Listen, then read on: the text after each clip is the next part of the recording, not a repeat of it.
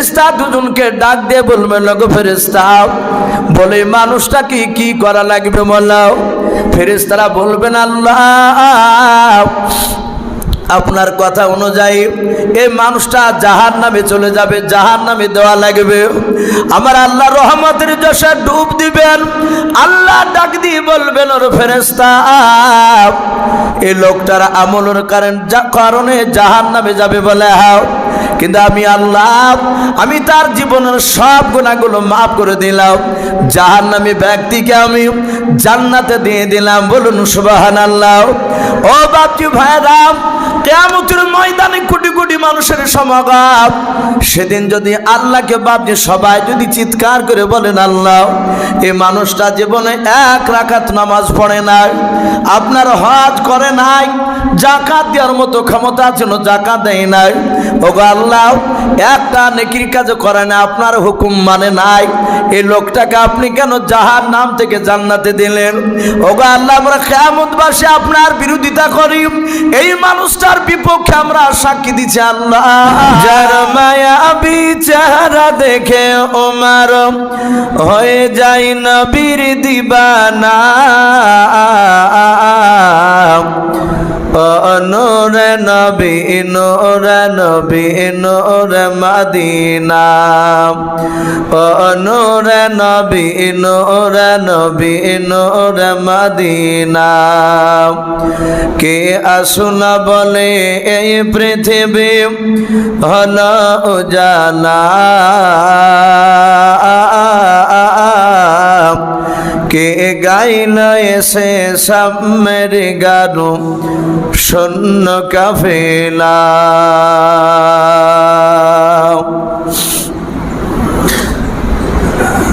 আমরা সকলে মহাব্বতে ভক্তি ভরে উচ্চ আওয়াজে আর একবার দুরূদ ইব্রাহিম পড়িনি। বিশ্বনবী জনাবি মোহাম্মদ রাসূলুল্লাহ সাল্লাল্লাহু তাআলা আলাইহি ওয়াসাল্লাম তিনি বলেন, যত আমার উম্মত আমার উপরে বেশি দুরূদ পড়বে, কিয়ামতের ময়দানে তারা খুব আমার সঙ্গে কাছাকাছি থাকবে। তাই আমরা যে দুরূদটা বাপজি নমাজে না পড়লে নমাজ হয় না, যেটাকে দুরূদ ইব্রাহিম বলা হয়, আমরা সকলে মহাব্বতে বাপজি ভক্তি ভরে একবার পড়ে নি। আল্লাহুম্মা সাল্লি আলা মুহাম্মাদি ওয়া আলা আলি মুহাম্মাদ কামা সাল্লাইতা আলা ইব্রাহিম ওয়া আলা আলি ইব্রাহিম ইন্নাকা হামিদুম মাজিদ। আল্লাহুম্মা বারিক আলা মুহাম্মাদি ওয়া আলা আলি মুহাম্মাদ কামা বারাকতা আলা ইব্রাহিম ওয়া আলা আলি ইব্রাহিম ইন্নাকা হামিদুম মাজিদ। সাল্লাল্লাহু তাআলা আলাইহি ওয়াসাল্লাম।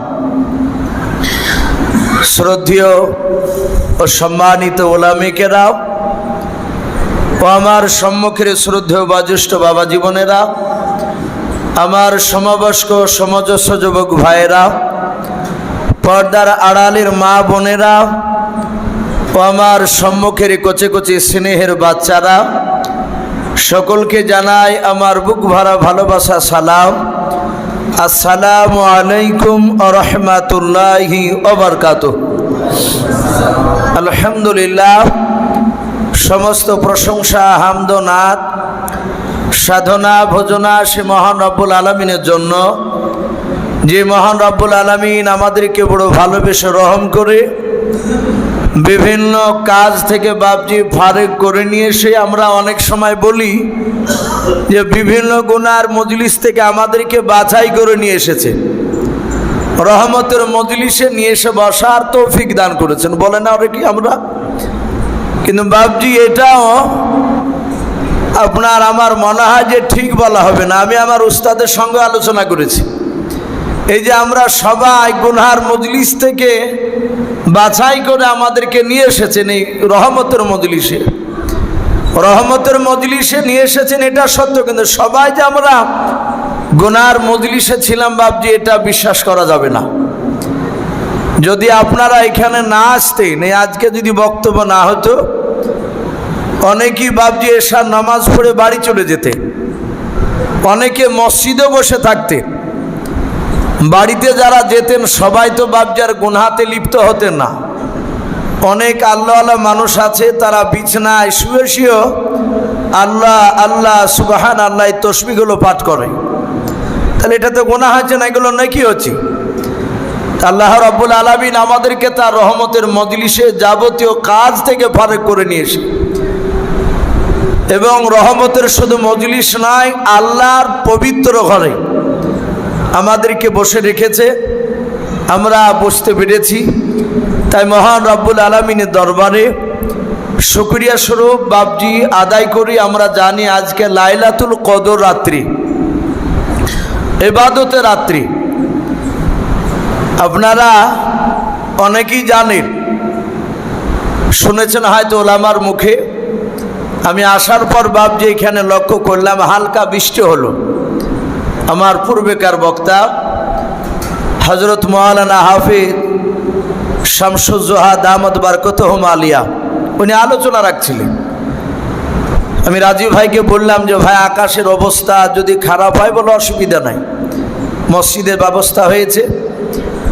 আমি আসার পরে আমার একটা ওস্তাদকে জিজ্ঞাসা করলাম ফোন করে, আপনাদের এখানে এই মসজিদে আসার আগেই খাওয়া দাওয়া করে আরাম করছিলাম, তখন আমার ওস্তাদ বললেন যে বাবা আজকে কদর রাত্রি, মনে হচ্ছে আমাদের ভাগ্য ভালো। বলুন আলহামদুলিল্লাহ। রহমতের বাপজে যে বৃষ্টি হলে জানতে হবে এটা একটা রহমতের পানি, এটা একটা দোয়া কবুল করার লক্ষণ। এই লাইলাতুল কদর রাত্রিতে মহান রব্বুল আলামিন আমাদেরকে বসে রেখেছেন, তাই সকলে শুকরিয়া স্বরূপ আমরা আদায় করে বলুন আলহামদুলিল্লাহ।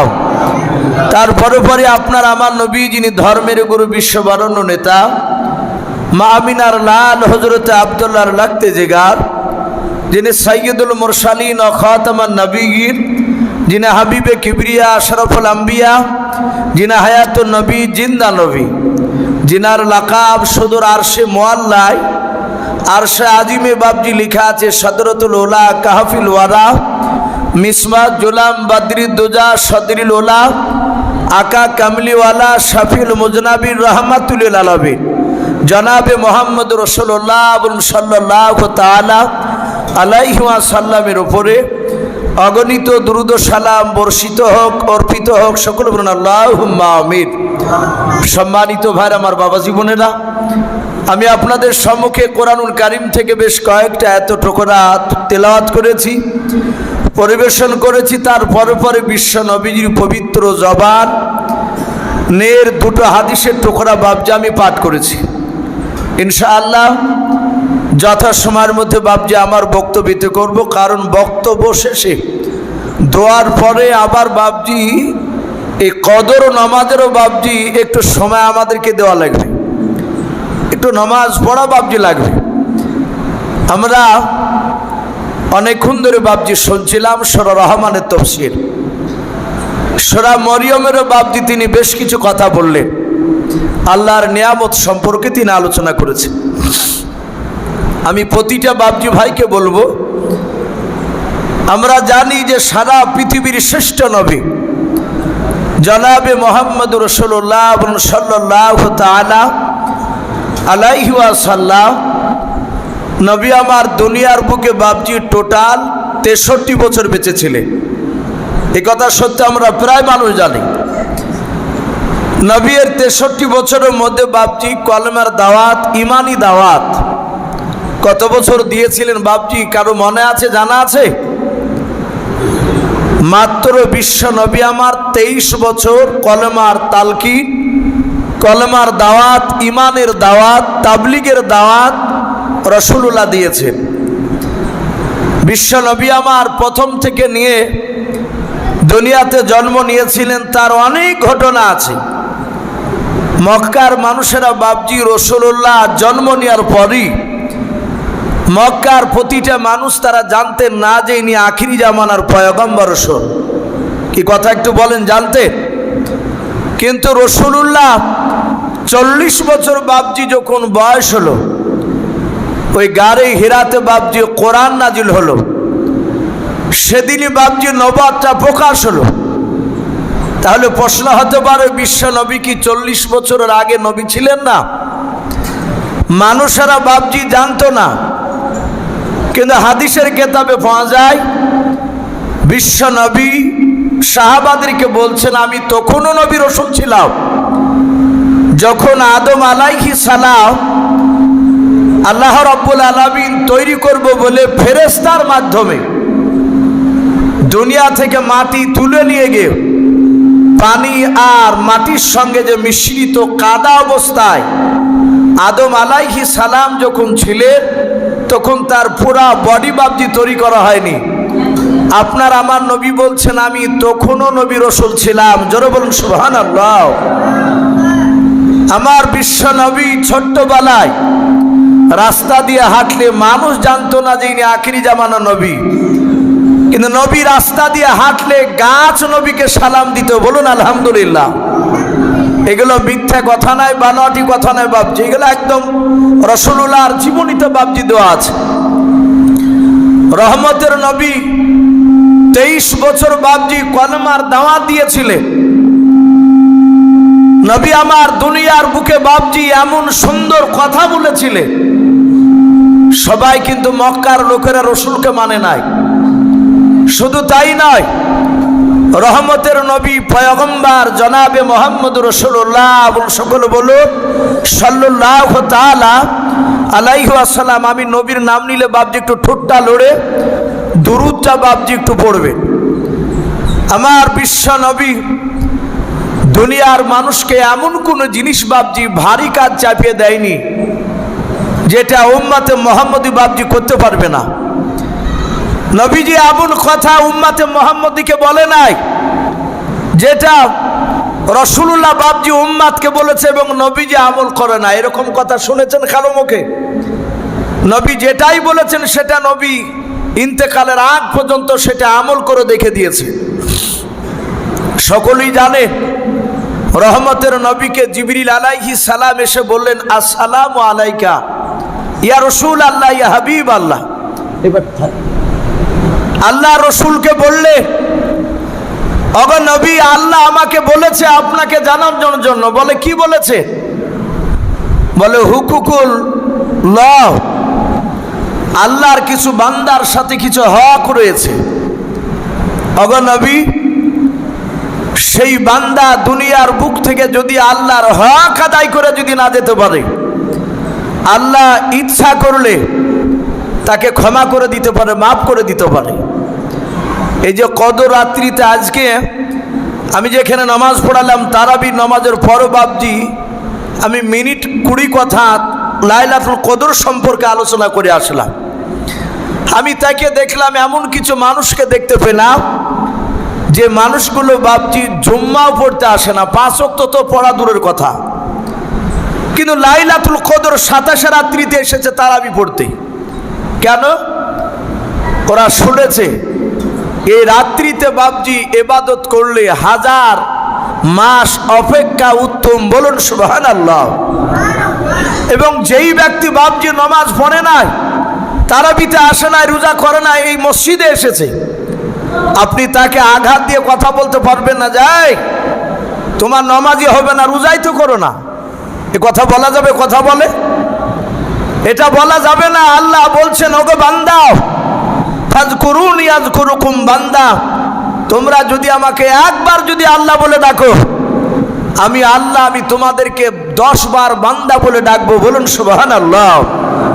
আল্লাহ আরো বলেন, ও বান্দা, গোটা পৃথিবীতে যত পাহাড় রয়েছে সমস্ত পাহাড় বরাবর যদি গুনাহ করে ফেলো, বান্দারে একবার যদি আমার কাছে ক্ষমা চাও, আমি আল্লাহ আমি তোমার সব গুনাহকে আমি মাফ করে দিব। বলুন সুবহানাল্লাহ। আল্লাহর নবী জনাব মুহাম্মদ রাসূলুল্লাহ সাল্লাল্লাহু তাআলা আলাইহি ওয়াসাল্লাম নবী বলেন, গো জিবরিল ভাই, তুমি আমাকে বললে আল্লাহর হক যদি কোনো বান্দা দুনিয়ার বুক থেকে যদি আদায় করে না যেতে পারে, ওগো জিবরিল ভাই, তুমি আমাকে ব্যাপারটা একটু খুলে বলাও। আল্লাহর নবীকে জিবরিল আলাইহিস সালাম ডাক দিয়ে বলেন, নবী গাও, প্রতিটা মানুষ যারা বালিগ হয়ে যায়, যদি সে মাজনুন পাগল না হয়, ওগো আল্লাহর নবীজি যদি মুসলিম হয় ওই ব্যক্তির জন্য নামাজ পড়া ফরজ। এই নামাজ পড়াটা আল্লাহর সাথে বাপ যে বান্দার হক রয়েছে, হজ যদি তার উপর ফরজ হয়, হজ তাকে বাপ যে আদায় করা এটা আল্লাহর সাথে বাপ যে বান্দার হক রয়েছে। যাকাত যদি বাপজি তার উপর যদি ফরজ হয়, যাকাত আদায় করা এটা বান্দার সাথে বাপ যে আল্লাহর হক রয়েছে। ওগো আল্লাহর নবীজি আল্লাহর হক গুলো যদি বান্দা যদি আদায় করে না যেতে পারে, আমার আল্লাহ বলেন আমি আল্লাহ ইচ্ছা করলে আমি তাকে মাফ করে দিতে পারে। জিবরিল বলে নবী শুনে না, আপনাকে আরেকটু বুঝিয়ে দিই। বলে বলো জিবরিল ভাই। বলে আমাকে আল্লাহ এটা বলতে বলেছেন আপনার কাছে। নবী বলেন গো জিবরিল ভাই তুমি তাড়াতাড়ি বলো। আল্লাহর নবীকে জিবরিল আলাইহিস সালাম ডাক দিয়ে বলেন ওগো আল্লাহর নবীজি কিয়ামতের ময়দানে শুনে নেন, যেদিন কোটি কোটি মানুষের সমাগম হবে, সেই দিনকে আল্লাহ একটা মানুষকে ডাক দিয়ে বলবেন বান্দা তুমি আমার সামনে দাঁড়িয়ে যাও। আল্লাহর সামনে একজন বান্দা বাপজি দাঁড়িয়ে যাবে। আমার আল্লাহ একজন ফেরেশতা নাই, দুজন ফেরেশতাকে ডাক দিয়ে বলবে ওগো আমার ফেরেশতারা এ আমার এই বান্দার তার পুরা জিন্দেগির আমল নামাখানা দেখো কোনো নেকি আছে কিনা। ফেরেশতারা বাবা কয়েক সেকেন্ডের মধ্যে বাবা ওই বান্দার পা থেকে মাথা পর্যন্ত বাপজি পুরা জিন্দেগির বাপজি খাতাটা আমল নামাখানা তন্ন তন্ন করে বাপজি খুঁজে দেখবেন ওই বান্দার আমল নামায় একটাও বাপজি নেকি নাই। ফেরেশতারা বলবেন আল্লাহ পুরা জিন্দেগিতে গুনাহ করেছে মাওলা, এই ব্যক্তি জিন্দেগিতে এক রাকাতও নামাজ পড়ে নাই। ওগো আল্লাহ আপনার ভালো কাজ করে নাই, সব গুনাহতে ভরপুর হয়ে আছে। আমার আল্লাহ বলেন ওরে ফেরেশতা বলো তাহলে মানুষটাকে কি করা যাবে? ওই মানুষটা জান্নাতি না জাহান্নামী এটা আল্লাহ কি জানেন না? আল্লাহ জানার পরও ফেরেশতা দুজনকে ডাক দিয়ে বলবেন গো ফেরেশতা বলে মানুষটাকে কি করা লাগবে বলো। ফেরেশতারা বলবেন আল্লাহ আপনার কথা অনুযায়ী এই মানুষটা জাহান্নামে চলে যাবে, জাহান্নামে দেওয়া লাগবে। আমার আল্লাহ রহমতের জোশে ডুব দিবেন। আল্লাহ ডাক দিয়ে বলবেন ওর ফেরেশতা এই লোকটার আমলের কারণে জাহান্নামে যাবে বলে হাও, কিন্তু আমি আল্লাহ আমি তার জীবনের সব গুনাহগুলো মাফ করে দিলাম, জাহান্নামী ব্যক্তিকে আমি জান্নাতে দিয়ে দিলাম। বলুন সুবহানাল্লাহ। ও বাপজি ভাইরা কিয়ামতের ময়দানে কোটি কোটি মানুষের সমাগম, সেদিন যদি আল্লাহকে বাপজি সবাই যদি চিৎকার করে বলেন আল্লাহ এই মানুষটা জীবনে এক রাকাত নামাজ পড়ে নাই, আপনার হজ করে নাই, যাকাত দেওয়ার মতো ক্ষমতা ছিল যাকাত দেয় নাই, ওগো আল্লাহ একটা নেকির কাজ করে না, আপনার হুকুম মানে নাই, এই লোকটাকে আপনি কেন জাহান্নাম থেকে জান্নাতে দিলেন? ওগো আল্লাহ আমরা কিয়ামতবাসী আপনার বিরোধিতা করি, এই মানুষটার বিপক্ষে আমরা সাক্ষী দিচ্ছি আল্লাহ আপনি কে জান্নাত থেকে আপনি জাহান্নামে দিয়ে দেন। আমার আল্লাহ বলবেন বান্দারা আমি আল্লাহ ইচ্ছা করেছি ওকে জাহান্নাম থেকে জান্নাত দিয়েছে, আমি আর তোমাদের কারো কথা আমি শুনবো না। বলুন সুবহানাল্লাহ। আর কিছু করণীয় আছে আমাদের সেদিন? আর কিছু করার নেই। নবীকে বলেন জিবরিল ওগো নবী এটা হচ্ছে হুকুকুল্লাহ, আল্লাহর সাথে কিছু বান্দার হক রয়েছে, যে হকগুলো আল্লাহর কাছ থেকে নয়, দুনিয়া থেকে যদি আল্লাহর হক আদায় করে না যায়, আল্লাহ বলছেন আমি ইচ্ছা করলে তাকে ক্ষমা করে দিতে পারি। হুকুকুল ইবাদ নবীকে বললেন ওগো নবী বান্দার সাথে কিছু বান্দার হক রয়েছে, আপনার উম্মতদেরকে আপনি বলে দেন। বান্দার সাথে বান্দার হক বিশ্ব নবীকে বললেন, নবী সাহাবাদেরকে বললেন ওগো আমার সাহাবাইকে দাও, মৃত্যুর আগে যদি কাউকে আঘাত দিয়ে কথা বলো আর তুমি মৃত্যুর আগে যদি সেই লোকটার কাছ থেকে ক্ষমা না চাও, আমার বিশ্ব নবী বলেন আল্লাহ তাকে কিয়ামতের ময়দানে ক্ষমা করবে না।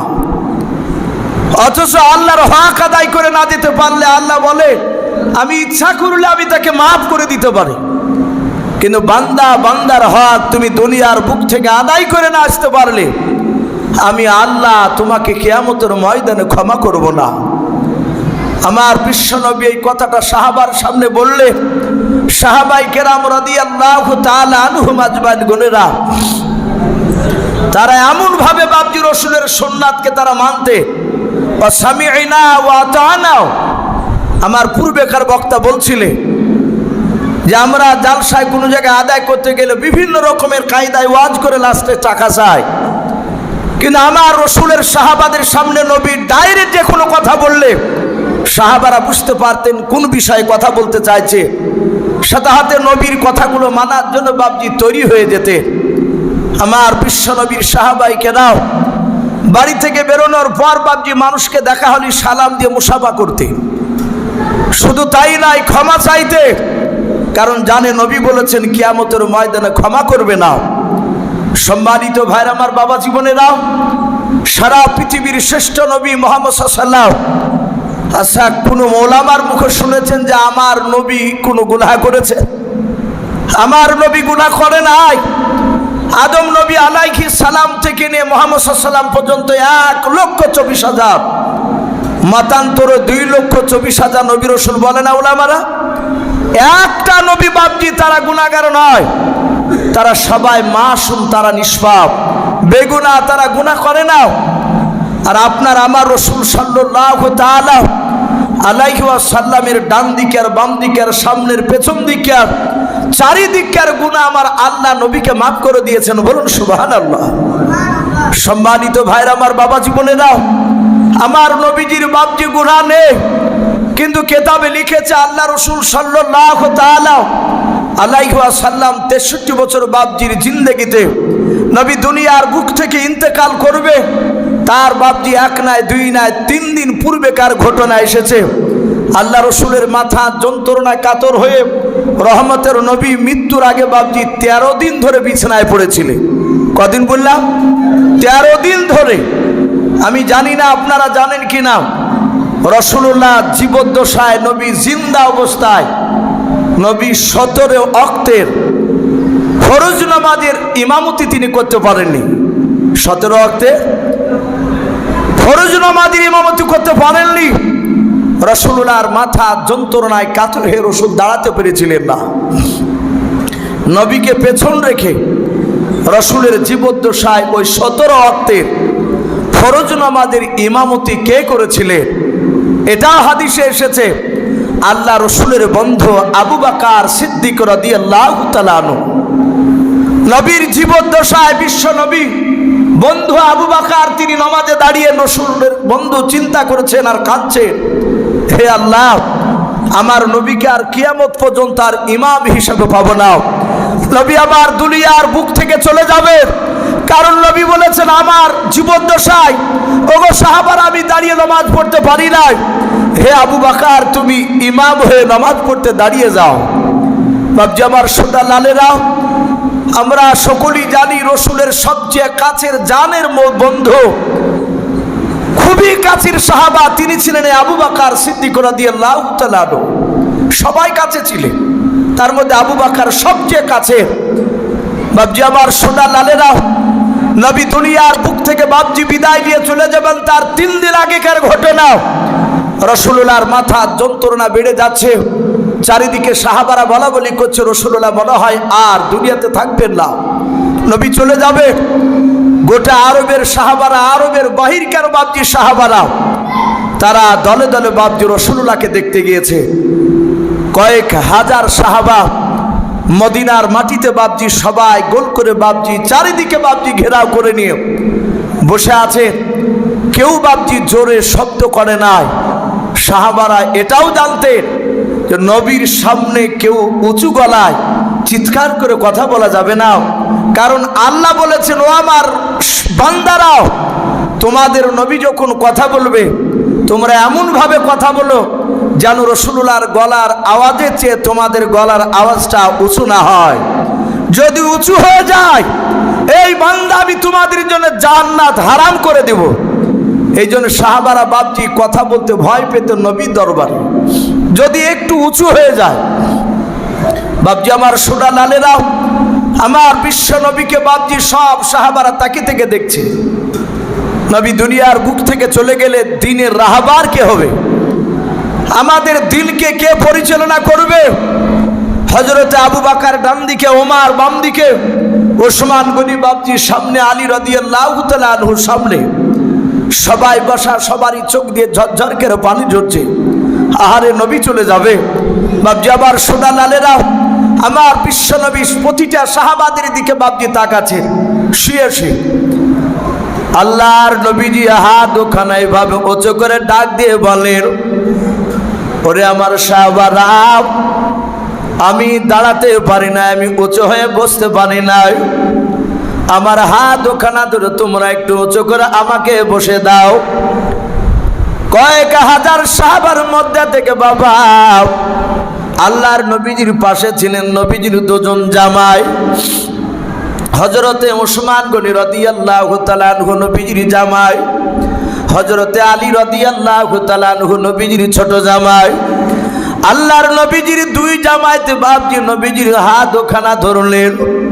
দেখবেন মানুষ মারা গেলে জানাজার মাঠে বাপজি যখন ইমাম সাহেব জানাজা পড়াতে যায়, গ্রামের লোকেরা আত্মীয় স্বজন বাপজি সবাই যখন কাতার বেঁধে বাপজি জানাজার মাঠে দাঁড়িয়ে থাকে, দেখবেন ওই খাটলির পাশে মাইয়াতের পাশের বাবা মাথার দিকে পায়ের দিকে বাবা তার সামনে দেখবেন 4-5 জনা মানুষ দাঁড়িয়ে থাকে, যারা কাতার বেঁধে বাপজি দাঁড়িয়ে থাকে। বিদেশি যদি মানুষ আসে, দেশের মানুষকে বলে, ভাই ওই মৃত ব্যক্তির মাথার পাশে ওই লোকটা কে দাঁড়িয়ে আছে? যারা চিনে, যদি চিনা ব্যক্তি থাকে বলো ওই ব্যক্তি ওই লোকটার জামাই, না এলে বলো ওই লোকটার বড় ভাই।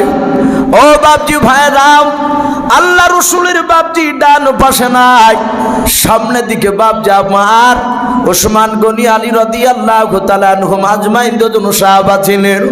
নবীজির হাত উখানা ধরে রসুলকে বাপজি একটু উঁচু করে বসালেন। ওসমান গনি রাদিয়াল্লাহু তাআলা আনহু নবীজির পিঠের দিকে বাপজি হাতটা বেঁধে দিয়ে একটু চাপ দিয়ে ধরলেন, যেন নবীজি একটু হিলান দিয়ে যেন বসতে পারে। ওসমান গনি বলে, নবীজি আর আপনাকে খাড়া করা যাবে না, কারণ আপনার মাথা যন্ত্রণা বেশি বেড়ে যাবে। আল্লাহ রাসূল বলেন, সাহাবা আর খাড়া করা লাগবে না। আল্লাহর নবীজি বাপজি হাত ওখানে এইভাবে আকাশের দিকে উঁচু করলেন। নবীজি হাত ওখানে উঁচু করার পর বলেন, ওরে আমার আবু বকর, সাহাবা তুমি কোথায়? হযরত আবু বকর সিদ্দিক রাদিয়াল্লাহু তাআলা আনহু নবীজির ডান পাশ থেকে বাপজি উঠে গিয়াও সামনে দাঁড়িয়ে নবীর হাত দুখানা জোরে ধরে কাঁদেন আর বলেন, ফেদা কাবি আম্মি ইয়া রাসূলুল্লাহ ইয়া হাবিবাল্লাহ, নবী গো আপনার পদতলে আমার বাপ মা কুরবান হয়ে যাও। ও নবীজি আপনি কেন আমাকে ডাক দিলেন, কেন আপনার হাত দুখানা ধরতে বললেন? বলেন। নবী বলেন, আবু বকর আমি তোমার পয়গম্বর, মনে হয় আর দুনিয়ার বুকে বেঁচে থাকবো না রে আবু বকর। আমার 1 2 3 4 করে 63 বছর হতে চললো রে আবু বকর। শুনে নাও, আমার হাতের দ্বারায়, আমার জবানের দ্বারা আবু বকর তুমি কোনোদিন আমার সঙ্গে চলতে যাওয়ার পর যদি কোনোদিন আঘাত পেয়ে থাকো আবু বকর, আজ হাজার হাজার সাহাবার সামনে আবু বকর হয় তুমি ক্ষমা করে দাও, নতুবা তার প্রতিশোধ বদলা নিয়ে নাও। সারা পৃথিবীর দরুদি নবী আমার, যে নবী বাপজি রাস্তা দিয়ে একদিন হেঁটে গেলে নবী আমার সামাইলে তিরমিজি শরীফে পাওয়া যায়, নবী আমার ওই রাস্তা দিয়ে যদি 14 দিন ধরে বাপজি যদি না হাঁটতেন, মানুষেরা জানতে পারতেন এই রাস্তা দিয়ে রাসূলুল্লাহ হেঁটে গিয়েছিলেন। বলুন সুবহানাল্লাহ। নবী যে রাস্তা দিয়ে হাঁটলে 14 দিন নবত নবত খুশবু পাওয়া যেত। ও বাপজি ভাইরাও, যে নবী আমার দুনিয়াতে যতবার বাপজি হাসতেন আমার আল্লাহ নবীর এত মর্যাদা বেড়ে দিয়েছিলেন আমার আল্লাহ। এত দামি নবী আমাদের আল্লাহর নবী, দুনিয়াতে বাপজি যতবার হাসতেন রে বাবা, ততবার নবীর হাসির সম্মানার্থে আল্লাহ জান্নাতকে বাপজি বৃদ্ধি করতেন সম্মান। বলুন সুবহানাল্লাহ। মর্যাদা বাপজি বেড়ে দেওয়া তো জান্নাতে।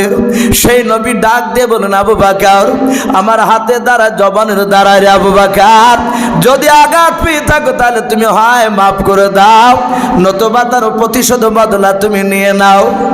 হযরতে আবু বকর নবীজির হাত ওখানে ধরে কাঁদেন আর বলেন, নবীজি মাফ করবেন নবী গো, সর্বপ্রথম আমি আপনাকে চিনতে পেরেছিলাম না। ও নবীজি, সেই দিন আপনি আখিরি জামানার নবী, এটা আমি জানতাম না বাবা। আবু বকরের জীবনীতে বাপজি পাওয়া যায়, হযরতে আবু বকর সিদ্দিক রাদিয়াল্লাহু তাআলা আনহু বাপজি কাপড়ের বাপজি ব্যবসা করতেন। আল্লাহর নবীর উপর ঈমান আনার আগে বাবা আবু বকর শাম দেশে বাপজি ব্যবসা করতে গিয়েছিলেন। আবু বকর মাল বিক্রি করে নিয়ে ওই হাটটা বাপজি একটু ঘুরে ঘুরে বেড়াচ্ছিলেন, দেখছিলেন। আর ওই সময় এক ইহুদির বাপজি বড় পণ্ডিত আলেম, আপনার বাবা তওরাতের হাফেজ, আবার ওলামারা লিখেছেন বাপজি তিনি জব্বরের ইনজিলের হাফেজ ছিলেন। এ বাবা ওই ইহুদির আলেম তার নাম কিতাবে লিখেছে বুহায়রা। কি নাম বললা? বুহায়রা বলে নাও। ওই ইহুদির আলেমটা কিতাবখানা তওরাত কিতাবখানা বুকে করে নিয়ে বাবা ওই শাম দেশের হাটে উনি ঘুরেছিলেন।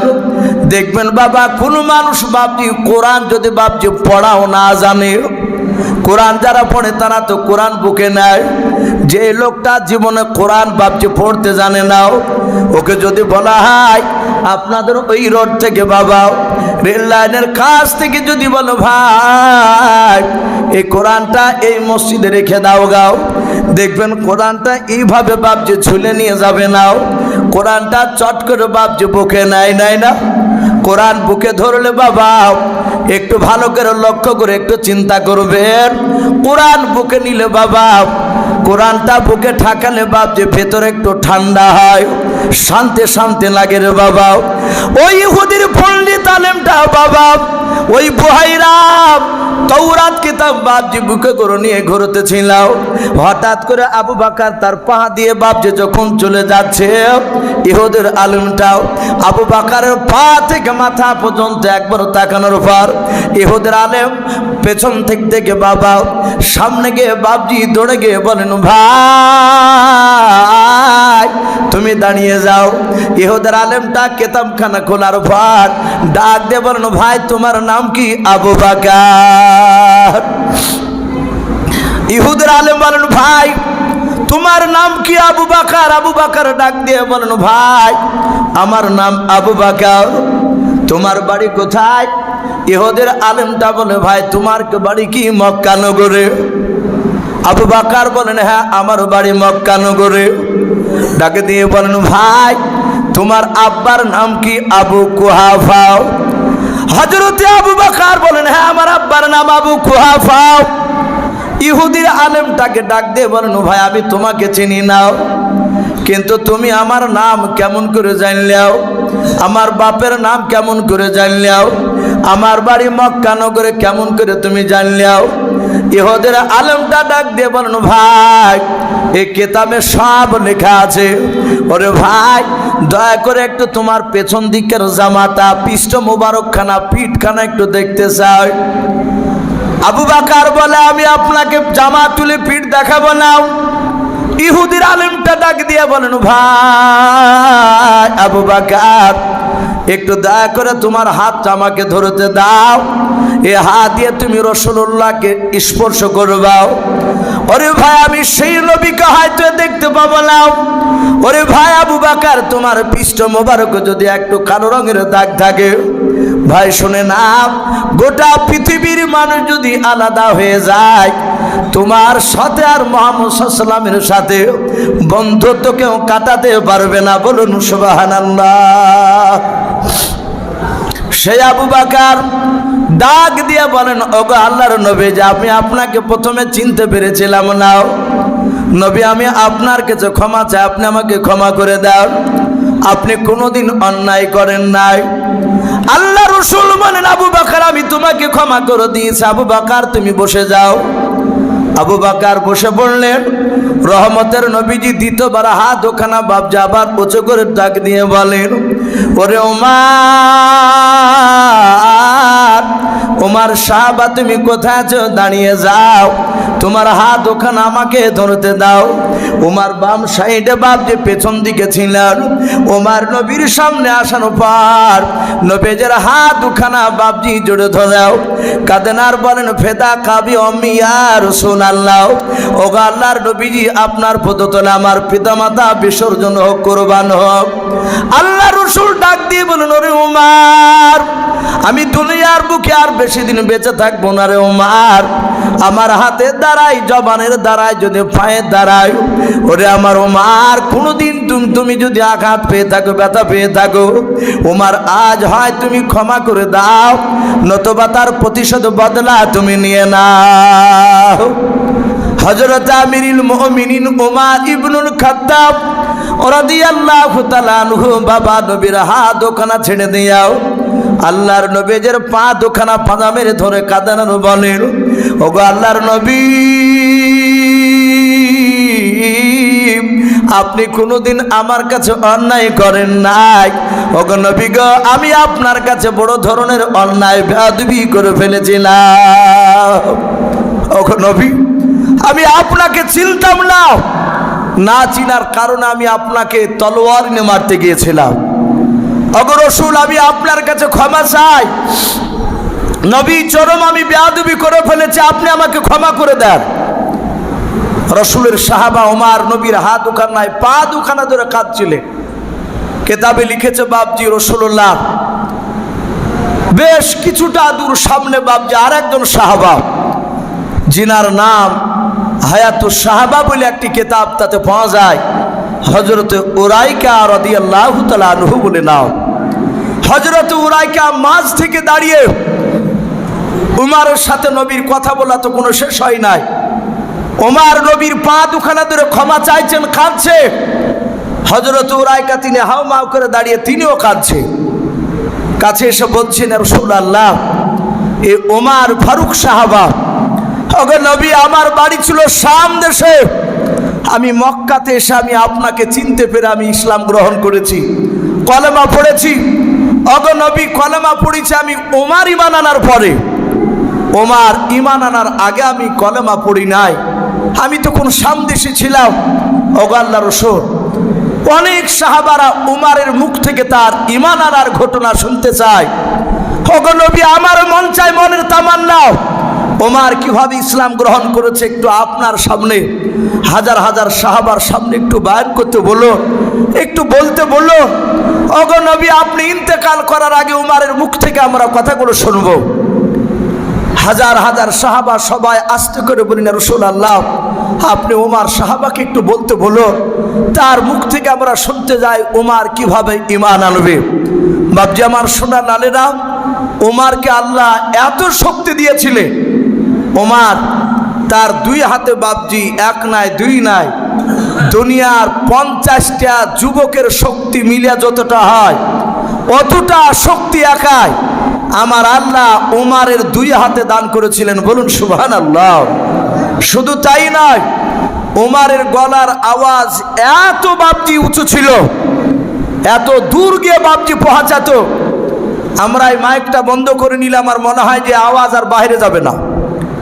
হযরত ওমর বিনা তারে বিনা মাইকে মসজিদে নববীর মিম্বার থেকে, ওই যে ইমাম সাহেব আপনাদের আব্দুল্লাহ সাহেব যে বক্তব্য দেয়, ওই জুম্মায় খুতবা যে পড়া হয় ওটাকে মিম্বার বলা হয়, আর ইমাম সাহেব যেখানে নামাজ পড়ায় দাঁড়িয়ে ওই জায়গাটাকে মেহরাব বলা হয়।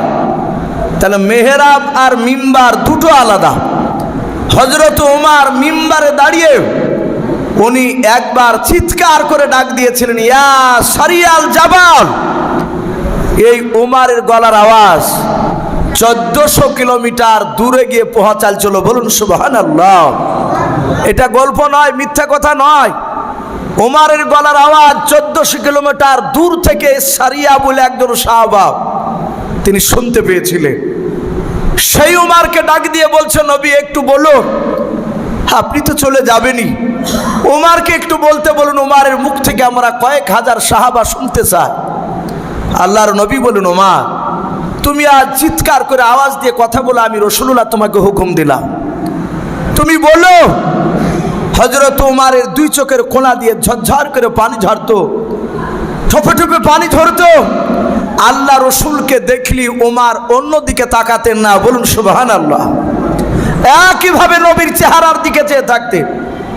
আল্লাহর নবী মাঝে মাঝে বলতেন, ওমর তুমি আমার দিকে অমন করে তাকাও কেন, আর তাকে থেকে তুমি কাঁদো কেন এভাবে? আমি অন্য সাহাবাকে দেখতে পাই এদিক ওদিক তাকায়, আর তুমি একইভাবে আমার দিকে তাকাও। ওমর কাঁদতেন আর বলতেন, ওগো আল্লাহ রসুল, এই চোখ দিয়ে আমি আপনাকে আগে চিনতে পেরেছিলাম না। ওগো নবী, যেদিন এই চোখ দিয়ে আমি আপনাকে চিনতে পেরেছি, আমি মনে মনে প্রতিজ্ঞা করেছি, নবী যতদিন বেঁচে থাকবো আপনার জীবদ্দশায় আপনি আমার সামনে আসলি, যতক্ষণ আপনি আমার সামনে থাকবেন ততক্ষণ আপনাকে ছাড়া দ্বিতীয় আর কাউকে দেখতে চাই না। জোরে বলুন সুবহানাল্লাহ। আমি কাউকে দেখব না। রসুল এত খুশি হয়েছিলেন, ওমর এত দাবি হয়েছিলেন। আল্লাহর নবী আর একটা কথা বলে গিয়েছেন, আমার পরে নবী রসুল আসবে না। যদি আল্লাহ আমার পরে নবী রসুল কাউকে করতেন পাঠাতেন, নবী বলেছেন আমার সাহাবা ওমর তিনি নবী রসুল হওয়ার যোগ্য ছিলেন। বলুন সুবহানাল্লাহ।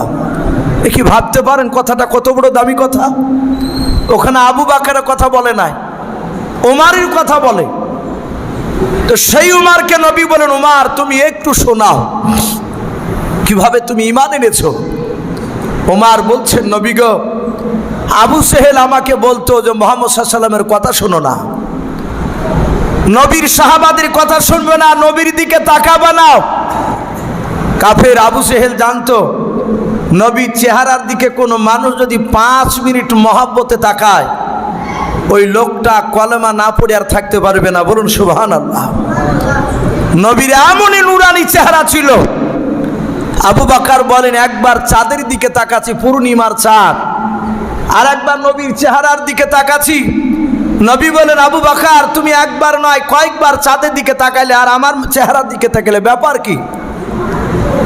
আবু বকর বলে, নবী গো, আমি চেহারা কার পরিষ্কার তাই দেখছিলাম। নবী চাঁদে দাগ আছে তো আপনার চেহারাতে দাগ নাই। বলুন সুবহানাল্লাহ। এত দামি নবী আমার। আবু সেহেল নয়, উমর বলছে, নবী গো, আবু সেহেল বলতো যে নবীর কথা শুনবা না, লা তাসমাউ লিহাযাল কুরআন, খবরদার কোরআনের কথা শুনবা না। তাই আমরা আপনার দিকে তাকাতাম না, আপনার নাম শুনলি কানে আঙুল দিতাম, চোখ দুটো বন্ধ করে ধরে থাকতাম। আপনি আপনার সাহাবারা চলে যেত, তারপর চোখ খুলতাম, কান খুলতাম। ওগো নবীজি, এক নয় দুই নয়, বেঈমান আবু সেহেল 12,000 লোক কাফের মুশরিকের বাচ্চাদেরকে নিয়ে মিটিং শুরু করেছে। সেই সভার প্রধান বক্তা ছিল আবু জেহেল। ওগো নবী, আমি আপনার উমর হতভাগা ওই 12,000 লোকের পেছন দিকে আমি বসেছিলাম, সবাই সামনে। আবু জেহেল ডাক দিয়ে বলল, কেউ কে আছো মক্কা নগরে আব্দুল্লাহর ছেলে মুহাম্মদ সাল্লাল্লাহু আলাইহি ওয়াসাল্লামের মাথা কেটে আনতে পারবা? যে মাথা কেটে নিয়ে আসতে দিতে নিয়ে আমার পায়ের তলে রাখতে পারবা, আমার কাছে নিয়ে এসে দিতে পারবা? তাকে এক নয় দুই নয়, তাকে আমি 200টা উট তাকে উপহার দেব, আর গোটা আরবের মধ্যে তাকে উচ্চ সম্মানের অধিকারী করব। 3 নাম্বার, তাকে একটা বড় বাগান তাকে আমরা খুশি করে দেব। ওগো আল্লাহর নবী, 12,000 লোক সবাই ডান দিকে বাম দিকে এদিক ওদিক চারিদিকে তাকাতে কি করছিল, কেউ হাত তুলে নাই। ওগো আল্লাহর নবী পয়গম্বর, আমি ওই সময় পেছন দিক থেকে হাত উঁচু করে বলেছিলাম, এই হিসামের বেটা আমার, অর্থাৎ আবু জেহেল, এই আবু জেহেল, আমি খাত্তাবের বেটা উমর, আমি আব্দুল্লাহর ছেলে মুহাম্মদ সাল্লাল্লাহু আলাইহি ওয়াসাল্লামের মাথা কেটে নিয়ে এসে আমি তোমার পায়ের তলে ফেলে দেব। ওগো নবী, 12,000 লোক এইভাবে হাততালি মারতে শুরু করলো। সবাই বাহবা দিল, বলে, ওমর তুমি ছাড়া কেউ পারবে না মারতে, তোমার দ্বারাই সম্ভব। আমি চরম আনন্দ ভোগ করলাম। ওগো নবী, আপনার চেহারাখানা তার আগে আমি দেখেছিলাম না, সেদিনও দেখি নাই, যেদিন আমি ওই জায়গায় বসেছিলাম আবু জেহেলের মজলিসে। 12,000 লোকে আমাকে যখন সবাই বাহবা দিল, আবু জেহেলের কাছ থেকে ওয়াদাগুলো করে নিয়ে আমি উলুঙ্গা তলোয়ার, বিষ মাখানো তলোয়ার নিয়ে, আমি উলুঙ্গা তলোয়ার নিয়ে আমি মরুভূমির ময়দানে পাড়ি দিয়েছিলাম আপনার কাছে যাওয়ার জন্য, আপনাকে মারার জন্য। ওগো নবী, আমি যখন মাঠ দিয়ে দৌড়াছিলাম, মাঠের মধ্যে একজন আমার বন্ধু, তার নাম কেতাবে লিখেছে বাবজি নাইম। কি নাম বললাম বাবজি? একটু জোরে বলো নামটা। হযরতে নাইম রাদিয়াল্লাহু তাআলা আনহু। ওমর বলছেন উনি আমার বাল্যকালের বন্ধু নাইম, কিন্তু নাইম যে ইসলাম গ্রহণ করেছে তা আমি জানতাম না। হযরতে নাইম ওমরের দ্রুত দৌড় দেখে বাবজি ডাক দিয়ে বলেন, এই উমর, এই উমর, একটু দাঁড়াও, এত দ্রুত বেগে যাও কোথায়? ওমর ডাক দিয়ে বলছে, নাইম ভাই, কথা বলার সময় নাই, আমি ওই আব্দুল্লাহর বেটা, অতি বাড়া বেড়েছে, তার আমি মাথা কাটতে যাচ্ছি, গলাটা কাটতে যাচ্ছি। নাইম বলল, ভাই উমর দাঁড়াও, এই উমর, তুমি তো একাই যাচ্ছ, ওর তো অনেক সাথী আছে, ওর বন্ধুরা তোমাকে কি কম করে ছাড়বে? ওমর চট করে বাবজি রেগে গিয়ে দাঁড়িয়ে গিয়েছে। ওমর কাছে এসে বলছে, নাইম, তোমার কথাবার্তা শুনে মনে হয়েছে তুমি ওই আব্দুল্লাহর ছেলের দলেরই লোক। যারা ইমানদার হয়, আল্লাহওয়ালা হয়, তারা পৃথিবীর শক্তিকে বাবজি ভয় পায় না, একমাত্র বাবজি আল্লাহকে ছাড়া কাউকে বাবজি ডরাই না। যারা প্রকৃতি ইমানদার হয়, আপনি আমি যদি মানুষকে দেখে ভয় পাই, তাহলে জানতে হবে বাবজি আমাদের ইমান দুর্বলতা আছে। যেটা কপালে লিখেছে সেটাই ঘটবে, তার বাইরে বাবজি যাবে না। এই জন্য বাবজি আল্লাহকে ছাড়া কাউকে ভয় করা যাবে না। ডাক দিয়ে নাইম বলল, ভাই, আমি তার দলেরই লোক, আজ 4 দিন হলো ইসলাম গ্রহণ করেছি, বলুন সুবহানাল্লাহ। হযরতে নাইমের কথা শুনে ওমরের চোখ দুটি আরো কুখের মতো লাল হয়ে গেল।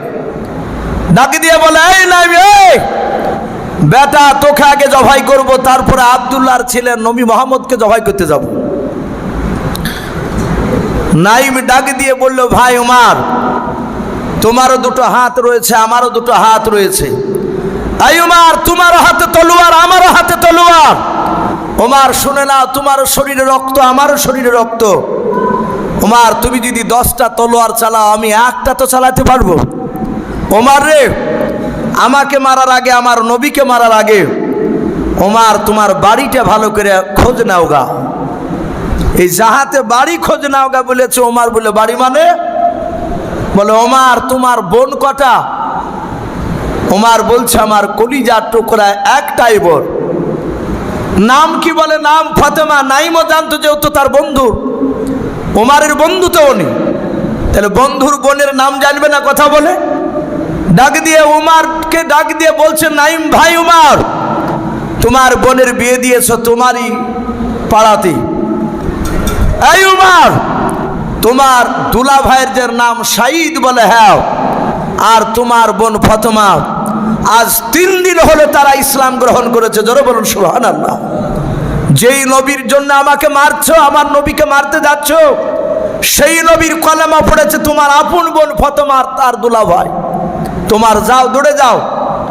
ওমর বলে, মিথ্যা কথা বলছিস না তো? বলে, না, 4 দিন আগে মিথ্যা কথা বলতাম, 4 দিন থেকে আর মিথ্যা কথা বলি না। যারা মুসলমান প্রকৃতি হবে, তারা ওয়াদা খেলাফ আর মিথ্যা কথা বলবে না। হযরতে নাইম বলল, আমি নবীর সাহাবা, যা বাড়িতে খোঁজ লাগা, যদি কথা সত্য না হয় এসে আমাকে জবাই করবে, আমি হাত তুলব না। হযরতে নাইম রাদিয়াল্লাহু তাআলা আনহু বললেন, ওমর নবীকে মারার জন্য যতটা রাগ ছিল বাবা, তার 7 গুণ রাগ বাপ যে বেড়ে গেল। ওমর নিজের বোনের বাড়ির দিকে বাপ যে দৌড়াতে শুরু করল। ওমর বাড়ির দরজার কাছে যাওয়ার পর ওমর মনে মনে চিন্তা করল, আমি আমার বোনের বাড়ির দরজায় গিয়ে প্রথমে বোন বলে ডাকবো না, আমি চুপি চুপি দরজার আড়ালে একটু কানটা লাগিয়ে দিয়ে শুনবো কি করে আমার বোনেরাও। হযরতে উমর রাগে বাপজি থাকতে না পেরে, রে বাবা, কানে যে আঙুল ভরতে হবে ভুলে গিয়েছে, নাই মনে নাই। কারণ নবীজির কোরআন শুনতে বাপ আবু জেহেল দিত না, লা তাসমাউ লিহাদাল কুরআন, খবরদার নবীজির কোরআন শুনবা না। তাই ওমর তার বাপজি দলবল ওই আবু জেহেলের লোকেরাও কানে আঙুল ভরে বাপজি চলতো যেন নবীর আওয়াজ যেন কানে যেন না যায়। ওমর নিজের কলিজা টুকরা বোনের দরজায় বাপজি দাঁড়িয়ে আছে, কানে আর আঙুল ভরা নাই, কানটা লাগে দিয়ে বাপজি শুনতেছিল। আর কোরআনের আয়াত বাপজি হযরতে খাব্বাব রাদিয়াল্লাহু তাআলা আনহু নবীজির বাপজি সাহাবা, খাব্বাব বলে একজন দামি সাহাবা ছিলেন। আল্লাহর নবী বলেন, ওরে খাব্বাব যাও যাও, উমারের বোন ফাতেমার উমারের যাও দুলাভাই সাইদের দুজনা স্বামী স্ত্রীদেরকেও তাদের বাড়িতে গিয়ে তুমি মধুর সুরে তুমি কোরআনটা একটু শিখিয়ে দিয়েছাও, কোরআনটা একটু ভালো করে তাদেরকে শোনাবাও। হযরতে খাব্বাব ফাতেমার বাড়ির দরজাতে বাপজি নাই আগিনাতে বাপজি দাঁড়িয়েও বসে বসে বাপজি কোরআন তেলাওয়াত করেছিলেন। তিনটা আয়াত বাপজি উমারের কানে গিয়েছেন বাবা। লাস্টেকার আয়াতটা বাপজি গিয়েছে ইন্নী আলাল্লাহ, নিশ্চয় আমি আল্লাহ, এই কথা বাপজি বলতেছিলেন। হযরত উমারের কানে বাপজি কোরআনের ধাক্কা লেগেছে। তিনটা বাপজি কোরআনের আয়াত বাপজি কানে গিয়েছে। ওমর চিৎকার করে ডাক দিয়ে বলেন, ওগো বোন ফাতেমা, তাড়াতাড়ি তুমি দরজাটা খুলে দাও। আয় ফাতেমা দরজা খোল। হযরতে ফাতেমা সাইদ তারা চিনতে পেরেছে আমার দোলা ভাই নয়। ফাতেমা বলেন, ওগো আমার স্বামী, তো আমার ভাই ওমর। খাব্বাবকে ফাতেমা ডাক দিয়ে বলেন, খাব্বাব ভাই, তুমি কোরআনটা একটু বুকে করে নিয়ে একটু ঘরের কোণে তুমি গিয়ে লুকিয়ে যাও। খাব্বাব বলে, বোন, আমি তো ওমরের মারকে ভয় পাই না। ফাতেমা বলে, ভাই, আমি তোমাকে মার খাওয়ার জন্য আমি মারের ভয় কোনাতে লোকাতে যেতে বলি না। বলে, কেন কোনায় লোকাতে যেতে বলছো বলাও? বলে, ভাই রে, আমার ভাই উমার দেখতে মানুষের মতো, কিন্তু তার ভিতরটা একেবারে জানোয়ারের চেয়েও খারাপ। ওরে ভাই খাব্বাব, উমার চিনে না কোরআনকে, কোরআনকে অবমাননা করবে, হয়তো তোমার হাত থেকে কোরআনটা কেড়ে নিয়ে উমার মাটিতে টান মেরে ফেলে দিয়ে হয়তো পা দিয়ে লাত মারবে। ওরে ভাই খাব্বাব, জীবন চলে গেল অত কষ্ট পাবো না, যত কষ্ট কোরআনকে যদি একটু টান মেরে ফেলে দেয়। ওরে ভাই খাব্বাব, তাড়াতাড়ি তুমি ঘরের কোণে লুকিয়ে পড়াও। খাব্বাব ঘরের কোণে লুকিয়ে পড়লেন। হযরত উমর চিৎকার করে কয়েকবার বাপজি ডাক দিয়ে ফাতেমার দরজা খুলতে দেরি হয়ে গেল। উমর পা দিয়ে বাপজি লাত মেরে বাবা উমারের দুলাভাইয়ের বাপজি বাড়ির দরজা ভেঙে ফেলল। ভাঙার পর দেখছে ফাতেমা দাঁড়িয়ে আছে, সাইদও দাঁড়িয়ে আছে। হযরত উমর দৌড়ে গিয়ে বাপজি বাম হাত নিয়ে রে বাবা উমারের দুলাভাই সাইদের দাড়িখানা বাপজি ধরে ফেললো। কাজ করে দাড়িখানা ধরেছে, ধরে ডাক দিয়ে বলে, এই সাইদ, শুনলাম তুমি নাকি কলেমা পড়েছ। হযরতে সাইদ বলে, ভাই উমর, তুমি ঠিকই শুনেছ, কিন্তু শুধু আমি একাই নয়। ওরে ভাই উমর, তোমার কলিজা টুকরা বোন ফাতেমাও কলেমা পড়ে নিয়েছে, আর 3 দিন হলো আমরাও। বলে, কলেমা ছাড়বা না? বলে, না ভাই, কলেমা ছাড়বো না। যাহাতে কলেমা ছাড়বো না বলেছে, ওমার দাড়িখানা ধরে বাপজি বাম হাত দিয়ে বাপজি ঝাটকা টান মেরেছে। আমি প্রথমে বলেছিলাম ওমারের 2 হাতে বাবা 50টা যুবকের শক্তি দিয়েছিলেন আল্লাহ। ওমারের দুলাভাই বাপজি ঝুল সামলাতে পারেন নাই, দাঁড়াস করে বাপজি চিৎ করে পড়ে গিয়েছে। ওমার ঝাঁপ দিয়ে বাপজি বুকের ওপর বাপজি দাঁড়িয়ে গেল। তলোয়ারের উল্টো পিঠ দিয়ে বাপজি সাইদের বাপজি মুখে তলোয়ারের উল্টো পিঠ দিয়ে আঘাত করে, হাতে আঘাত করে, পায়ে আঘাত করে, পা দিয়ে বাপজি বুকে লাত মারে আর বলে, ভাই, নবীর কলেমা না ছাড়লে তোমাকে লাত মেরে বুকের বাতা ভেঙে ফেলব। তোমাকে তলোয়ারের উল্টো পিঠে দিয়ে আঘাত করতে করতে তোমাকে দুনিয়ার বুক থেকে বিদায় করে দেব। হযরত ওমর দুলাভাই শাহিদ কাদার বলেন, গো ভাই ওমর, মারতে মারতে যদি আমাকে শেষ করে দাও, তবু কলিজার ভিতর থেকে নবীকে টান মেরে বের করতে পারবা না। হযরত ফাতেমা তাকে দেখেন, আমার স্বামীকে আমার ভাই বেঁচে রাখবে না। হযরত ফাতেমা আর সহ্য করতে না পেরে কাছে যাওয়ার পর নিজের স্বামীর বাপজি বুকের উপর শুয়ে পড়ে বলেছিল, ওগো ভাই ওমর, আমার স্বামীকে মেরো না, তার বদলে আমাকে মেরো। ও বাপজি ভাইরাও, ওমরের দিলটা বাপজি তখনও পাথরের মতো শক্ত হয়েছিল। নূরের জ্যোতি বাপজি তখনও জ্বলে ওঠেনি, নূর জ্বলে নাই। ওমর সঙ্গে সঙ্গে নিজের বোনের বাপজি মাথার চুলগুলো বাপজি খামচা মেরে ধরলাও, টান মেরে বাপজি পাকসাটা মেরে ফেলে দিলাও। ফাতেমা চিত হয়ে পড়ে আছে। ওমর বাঘের মতো বাপজি ঝাঁপ দিয়াও ফাতেমার নিজের কলিজা টুকরা ভাই ওমর নিজের বোনের বুকের ওপর দাঁড়িয়ে বাপজি লাত মারতে লাগলো। মুখেও লাত মারে, ঠোঁট বাপজি আপনার কেটে গিয়ে রক্ত বেরোতে লাগলো। ওমর উল্টো তলোয়ারের পিঠ দিয়ে আঘাত করে আর ডাক দিয়ে বলেন, রে ফাতেমা, বলো তুমি এখনো কলমা ছাড়বে কিনা, নবীকে ভুলবে কিনা? ফাতেমা কাঁদেন আর বলেন, ভাই তুমি মারতে মারতে যদি আমাকে ধুলার সাথে যদি মিশিয়ে দাও, তবু আমি নবীজিকে ছাড়বো না। বলুন সুবহানাল্লাহ। ও বাপজি ভাইরাও, যারা ইমানদার হয়, ইমানদারদেরকে যত আঘাত দেওয়া যায় তত ইমানদারের ইমানের ভোল্টেজ বেড়ে যায়। বলুন সুবহানাল্লাহ। হযরত ফাতেমাকে যত মারে, ফাতেমা ডাক দিয়ে বলেন, ভাই তুমি জান ভরে তুমি মারো।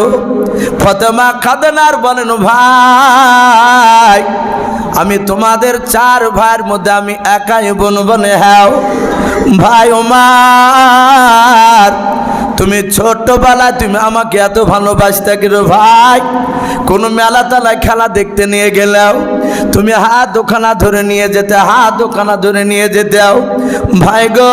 কিছুটা দূর যাওয়ার পর আমি বলতাম, ভাই ওমর আমি হাঁটতে পারি না, আমার পা ব্যথা করেছে। আর ওই সময় ভাই তুমি আমাকে পানা মেরে তুমি আমাকে কাঁধে তুলে নিতে, ঘাড়ে নিয়ে নিতেও ভাই, অনেকটা রাস্তা তুমি ঘাড়ে করে নিয়ে যেতেও। ওরে ভাই অনেক দিন তোমার হাত দিয়ে আমাকে খাবার খাওয়া দাও। ওরে ভাই যেই কলিজা টুকরা বোনের মুখে তুমি খাবার তুলে দিতে না ভাই, সেই বোনকে তোমার মার থেকে হাতটাও কাঁপে না। ওরে ভাই তুমি মারো জান ভরে তুমি আমাকে আরো মারো। ওমর মনে মনে চিন্তা করো না, হারে এত মার মারলাম, মোহাম্মদ আল্লাহর নবী এমন কি জাদু দিয়েছে, এই জাদু থেকে কেন বেরিয়ে আসতে পারে না? হযরত ওমর ডাক দিয়া বলেন, এই ফাতেমা বোন, একটিবার তুই শুধু আমার কাছে জানের ভিক্ষা চাও, কলমা না চালে আর কিছু বলবো না, একবার জানের ভিক্ষা চাও। ফাতেমা ডাক দিয়ে বলেন, ভাই একমাত্র জানের ভিক্ষা, আল্লাহর কাছ ছাড়া কারো কাছে চাওয়া চাইবে না। ভাইরে তুমি মারো, আমাকে মারো। হযরত ওমর ফারুক রাদিয়াল্লাহু তাআলা আনহু তার বাপজি দিলের ভেতরটা বাপজি নূর বাপজি একটু জ্বালিয়ে উঠেছে। আমার আল্লাহ বলেছেন, মা ইয়াহদিহিল্লাহু ফালা মুদিল্লা লাহু, আমার আল্লাহ বলেন আমি যাকে হেদায়েত করব পৃথিবীর কোনো মানুষ নাই বাপজি তাকে গোমরা বানাবে। ওমা ইদুলিলহু ফালা হাদিয়া লাহু, আমার আল্লাহ বলে আমি যাকে গোমরা হেদায়েত বানাবো পৃথিবীর কোনো মানুষ নাই রে বাবা তাকে বাপজি গোমরা বানাবে। আমার আল্লাহ বলে আমি যাকে গোমরা বানাবো পৃথিবীর মানুষ কেউ নাই বাপজি হেদায়েত বানাবে। হযরত ওমরের দিলের ভিতর বাপজি নূরের বাতি বাপজি আল্লাহ জ্বালিয়ে দিয়েছে। ওমর ডাক দিয়ে বলেন, এই বোন ফাতেমা, আমি ছোট্ট থেকে তোমার গলার আওয়াজটা চিনি জানি, আমার দুলা ভাই শাহিদের গলার আওয়াজ আমি চিনি। ওরে বোন, আমি দরজার গুড়িতে দাঁড়িয়ে আমি প্রথমে চিৎকার করে ডাক দিই নাই, কয়েক মিনিট আমি কান লাগিয়েছিলাম, ভেতর থেকে যেন 3 নাম্বার কোন মানুষের গলার আওয়াজ পাচ্ছিলাম। কে পড়ছিল ইন্নী আলাল্লাহ? এই বোন, কে পড়ছিল একটু বল। ফাতেমা বলে, ভাই খাব্বাব নামক একজন সাহাবা কোরআন তেলাওয়াত করতেছিলেন। ওমর বলে, তাড়াতাড়ি তুমি কোরআনটা আমাকে দাও। ফাতেমা বলে, ভাই কোরআন তোমাকে দেওয়া যাবে না। বলে, কেন? বলে, কোরআন তুমি অপবিত্র অবস্থায় আছো, তোমাকে কোরআন নাড়তে দেওয়া যাবে না। ওমর বলে, একটু কোরআনটা তুমি নিয়ে এসে দেখো, একটু শুনবো। যে পড়ছিল তাকে একটু পড়তে বললাম। খাব্বাব ঘরের ভিতর থেকে বুঝতে পেরেছি ওমরের বাবা জবানটা একটু আলাদা হয়েছে, নরমাল। খাব্বাব ঝাঁপ দিয়ে বলেন, ভাই উমার, আমি গতকালকে আসর নামাজ বিশ্ব নবীর পেছনে পড়েছিলাম। নবী আমার আসর নামাজ পড়ে আল্লাহর দরবারে হাত তুলে কেঁদে কেঁদে বলেছিল, আল্লাহ তোমার দিনকে মনে হয় আর বেশি দিন টিকে রাখতে পারবো না। ওগো আল্লাহ, যেভাবে উমার আর আবু জেহেল উঠে পড়ে আমার বিরোধিতা শুরু করেছে, ওগো মালিক, এদের দুজনের মধ্যে যার দ্বারা ইসলামের কামিয়াবি হবে, লাভ হবে রে মাওলা, তুমি তাকে মুসলমান বানিয়ে নাও। ও বাপজি ভাইয়েরাও, আল্লাহর নবীজি মাঝে মাঝে দোয়া করতেন, আল্লাহ উমারকে মুসলমান বানাও। উমার ঈমান আনলে সাহাবাদেরকে নিয়াও, তিনি দিন পরিচালনা করবে। বলুন সুবহানাল্লাহ। হযরতে খাব্বাব ডাক দিয়ে বলেন, ভাই উমার, গতকালকে আসরের নামাজের পর আল্লাহর নবীজির মোনাজাতে শরীক ছিলাম, দেখেছিলাম আল্লাহর নবীজি আবু জাহেলের নামটা 1 থেকে 2 বার নিয়েছিল। ওমর তোমার নামটা 6-7 বার নিয়েছিল। বলুন সুবহানাল্লাহ। আমার মনে হয় ভাই ওমর তোমাকে আল্লাহ কবুল করে নিয়েছে। ওমর বলে, ভাই খাব্বাব সব কথা বাদ দে, কোরআন বলে পড়ছিলে একটু শোনা। খাব্বাব বাপজি শোনাতো হাও। কোন ওলামা মুফাসসিরিন কেরাম লিখেছেন সূরাত তাওবা। হযরতে খাব্বাব তিনি কয়েকটা বাপজি আয়াত পড়লেন। ওমরের চোখ দিয়ে ঝরঝর করে বাপজি পানি ঝরছেন বাবা, কারণ ওমরের ভাষা ছিল বাপজি আরবি, আর কোরআন নাজিল হয়েছে বাপজি আরবি ভাষায়। যাতে ওমর শোনার বলে, ওগো বোন ফাতেমা, এত সুন্দর মধুর বাণী কে বলল বলো? হযরতে ফাতেমা বলেন, ওগো ভাই, যেই নবীর কলেমা পড়ার জন্য তোমার দুলা ভাইকে রক্তাক্ত করে দিয়েছো, আমাকে রক্তাক্ত করে দিয়েছো ভাই, সেই নবীজির ওপরে কোরআন নাজিল হয়েছে। ওমর বললেন, বোন ওগো দুলা ভাই, আর দেরি করো না, তাড়াতাড়ি আমাকে আল্লাহর নবীর কাছে নিয়ে চলো। বলুন সুবহানাল্লাহ। আল্লাহর নবী জনাবে মুহাম্মদ রাসূলুল্লাহ সাল্লাল্লাহু তাআলা আলাইহি ওয়াসাল্লাম সাহাবাদেরকে নিয়ে বাপজি বসেছিলেন। হযরত ওমর মাথায় বাপজি মস্তানি পাগড়ি বাঁধা আছে, হাতে অলুঙ্গা তলোয়ার খানাও। হযরতে সাইয়্যিদা ফাতেমা, খাব্বাব বাপজি 3 জন আয় ওমরের সঙ্গে বাপজি নবীজি দরবারে যাচ্ছে। ওমর নবীকে দেখবে বাবা, নবীজির চেহারা দেখার জন্য পাগলের মতো হয়ে গিয়েছে। ওমর বাপজি দৌড়ে যাচ্ছে। ওমরের ডান পাশে বাম পাশে বাপজি তার দোলা ভাই আর বোন ফাতেমা, খাব্বাব বাপজি তারা হাঁটতেছে। আল্লাহর নবীর সাহাবারা দূর থেকে বাপজি দেখতে পেয়েছেন ওমর আসতেছে। আল্লাহর নবীজির কয়েকজন সাহাবা ছিলেন, ডাক দিয়ে বলেন, ওগো আল্লাহর নবীজি, ওই দেখেন আপনার দুশমন, আমাদের দুশমন ওমর আসতেছে। নবী গো, আমাদের মনে হয় আপনার কলমা পড়েছে ওমরের বোন ফাতেমা আর শাহিদ, জানতে পেরে তাদেরকে ধরে নিয়ে আসে। আমার মনে হয় আপনাকে জবাই করে তাদেরকে জবাই করবে, আমাদেরকে জবাই করবে। ও নবীজি, আপনি একটিবার শুধু হুকুম করে দেন, আপনার কাছে ওমর আসার আগে আমরা আপনার সাহাবা, আমরা সবাই মিলে দৌড়ে গিয়ে আমরা ওমরকে জবাই করে জাহান্নামে পাঠিয়ে দেব। আল্লাহ রসুল দেখছেন ওমর আসতেছে, তখনও 50 থেকে 60 হাত দূরে আছে। আল্লাহর নবী জনাবে মুহাম্মদ রাসূলুল্লাহ সাল্লাল্লাহু তাআলা আলাইহি ওয়াসাল্লাম, নবী দরুদে নবী আমার এইভাবে বাপজি পেছন দিকে ঘুরে তাকে দেখলেন। সাহাবাদেরকে ডাক দিয়া বলেন, রে সাহাবারা, তোমরা কি অন্তরের খবর জানো, গায়েবের খবর জানো? সাহাবারা বলেন, হুজুর নাও। কে জানে? বলে, আল্লাহ ছাড়া কেউ জানে না। নবী আপনি জানেন যতটা আপনাকে আল্লাহ জানায়, ফেরেশতার মাধ্যমে তা বেশি জানেন না। আল্লাহর নবী বলেন, তাহলে তোমরা কেমন করে বললে আমাকে মারতে আসছে? ওরে সাহাবারা, এটাও হতে পারে উমর আমাকে না মেরে আমার কলমা পড়তে আসতে পারে। আমি যে কত কালকে আমি তার জন্য দোয়া করেছি। আল্লাহর নবী বলেন, ওরে সাহাবারা, তোমরা এই দাগ থেকে জানো সামনের দিকে কেউ যাবা নাও, এখানেই তোমরা দাঁড়িয়ে যাও। বলে দাঁড়িয়ে গেলাও। আল্লাহর রাসূল বলেন, সাহাবা তোমরা বসে যাও। সব সাহাবা বাপজি চট করে তারা বসে পড়লেন। সাহাবারা বলেন, দেখলাম নবীজি আমাদেরকে বসে দিয়ে আর বাপজি দাঁড়ালেন না। ওমর তখনও নবীর কাছে বাপজি পৌঁছাতে পারেনি। প্রায় 25 থেকে 30 হাত বাপজি দূর ছিল। আল্লাহর নবীজি আর থাকতে না পেরে রে বাবা নবীর জায়গা থেকে দৌড়ে বাপজি ওমরের কাছে যাওয়ার পর ওমরের কলার খানা বাপজি এভাবে ধরলেন। ওমর দাঁড়িয়ে গেল। আল্লাহর নবীজি ওমরের কলা ধরে এইভাবে বাপজি নড়াচ্ছেন আর বলেন, ওরে ওমর, আর কতদিন তুমি পাগলামি করবা? ওরে ওমর, তুমি একবার মহাব্বতের নজরে তুমি আমাকে একবার তাকে দেখো। ওমর, আমি তোমার দুশমন নয়, আমি তোমার বন্ধু। বলুন সুবহানাল্লাহ। ওরে আমার ওমর, আর পাগলামি করো না, অনেক পাগলামি করা হয়েছে। ওমরে, ওই দেখো তোমার সাথী ভাইরা, তোমার ভয়ে প্রকাশে কলমার দাওয়াত আমরা দিতে পারি না। ওরে ওমর, কবে তুমি আমার কলমা পড়বা, ঈমান আনবা আমার উপরে? ওমরে, ওই তোমার সাথী ভাইদেরকে নিয়ে তুমি কবে ইসলামের নেতৃত্ব দিবে কলমার? আল্লাহ রাসূল কাঁদছেন ওমরের কলা ধরে। আল্লাহর নবীর সাহাবা বাপ ওমর আর থাকতে পারলেন না। ওমরও হাউমা করে তিনি কাঁদতে লাগলেন।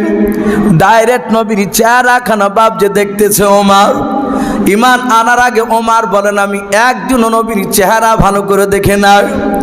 নবী কথা শুনলে সাদাতে চোখ বন্ধ করতাও, নালে ঘরের আড়ালে লুকিয়ে পড়তাও। এবার নবীর নুরানি বাপজি চেহারা খানা দেখতেছে। ওমর আল্লাহর নবীর পায়ের তলে বাপজি তলোয়ারটা রেখে দিয়াও, পা দুখানা বাপজি জোরে ধরে কাঁদেন আর বলেন, ওগো নবী, চরম অন্যায় করে ফেলেছে নবী গো, আমি আপনাকে আগে চিনতে পেরেছিলাম না। ওগো আল্লাহর নবীজি, আমি আপনার পা দুখানা ধরে ক্ষমা চাই নবী গো, আমি আপনার কাছে ক্ষমা চাই। ভাই আপনি ক্ষমা করে দেন, নতবা আপনার সামনে যে তলোয়ারখানা আমি রেখে দিয়েছি, এই তলোয়ার দিয়ে ওমরকে জবাই করে দেন। আল্লাহর দরদি নবী, মায়ের নবী জনাবে মুহাম্মদ রাসূলুল্লাহ সাল্লাল্লাহু তাআলা আলাইহি ওয়াসাল্লাম আর থাকতে পারলেন না। ওমরকে বাপজি পাজা মেরে ধরে বলে, এ পাগল ওমর, আমি দুনিয়ার বুকে বদলা নিতে আসি নাই। বলুন সুবহানাল্লাহ।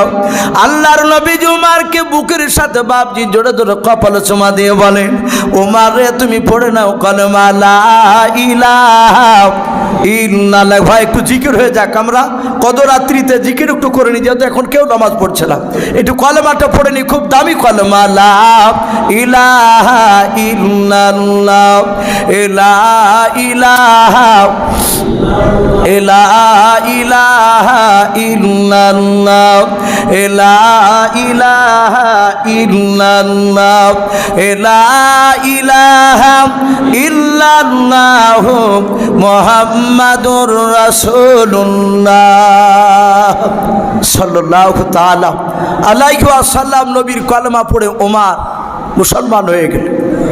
সেই ওমর নবীজির বাপজি পা দুখানা জোরে ধরে কাঁদছেন আর বলছেন, ওই সে ঘটনা ধরেছিলাম। ওমরের পা ধরা কথা বলতে গিয়ে কলমার কথাটা বাপজি তুলে ধরেছে। ওমর বলছেন, নবী গো, আমি আপনার কাছে অন্যায় করে ফেলেছি, আপনি অন্যায় করেননি, আমি বেয়াদবি করেছি নবী, আপনি আমাকে ক্ষমা করে দেন সেই দিনকার মারতে যাওয়ার কারণে। আল্লাহ রসুল বলেন, ওমর আমি পয়গম্বর, আমি তোমাকে মাফ করে দিয়েছি, ওমর তুমি বসে যাও। আল্লাহর নবী জনাবে মোহাম্মদ রাসূলুল্লাহ সাল্লাল্লাহু তাআলা আলাইহি ওয়াসাল্লাম দরুদ নবী আমার পয়গম্বর ওমরকে বলে, ওমর তুমি বসে যাও। আল্লাহর নবীজি উসমান গনিকে ডেকে বাপজি মাপ চাইলেন, আলীকে ডেকে বাপজি মাপ চাইছেন। এইভাবে বাবা প্রতিটা সাহাবার বাপজি হাত ওখানে ধরে ধরে ক্ষমা চাইছিলেন। ওমর তাকে দেখলেন নবী আমার গুনাহ করেনি, কিন্তু নবী আমার এইভাবে যদি এক এক করে যদি সব সাহাবার কাছে ক্ষমা চায়, এটা আমাদের বেয়াদবি করা হবে নবীর সামনে। না না, আল্লাহর নবীকে কোনো সাহাবার এভাবে হাত ধরে ক্ষমা চাইতে দেওয়া যাবে না। আমাদের অন্যায় হয়েছে, কিন্তু নবীর তো অন্যায় হয় না, এটা বেয়াদবি হবে। ওমর নবীজির সামনে গিয়ে বলে, নবী আপনি বলেছেন সব সাহাবার মধ্যে আমার আবু বকর দামি সাহাবা। ওগো নবী গো, সব সাহাবার আমাকে দামি সাহাবা বলে মানে। ওগো নবীজি আমি যা বলি সাহাবারা তাই শুনে নাই, আপনার পরে আমার কথা তারা মানে। ও নবী শুনে নেন, আপনি প্রতিটা সাহাবার কাছে এভাবে মাপ চাইবেন না। নবী বলেন, সাহাবা বান্দার সাথে বান্দার হক আদায় করে না যেতে পারলে আমি নবী পয়গম্বর আল্লাহ আমাকে ছাড় দেবে না। তা আমি প্রতিটা সাহাবার কাছে এভাবে মাপ চাই।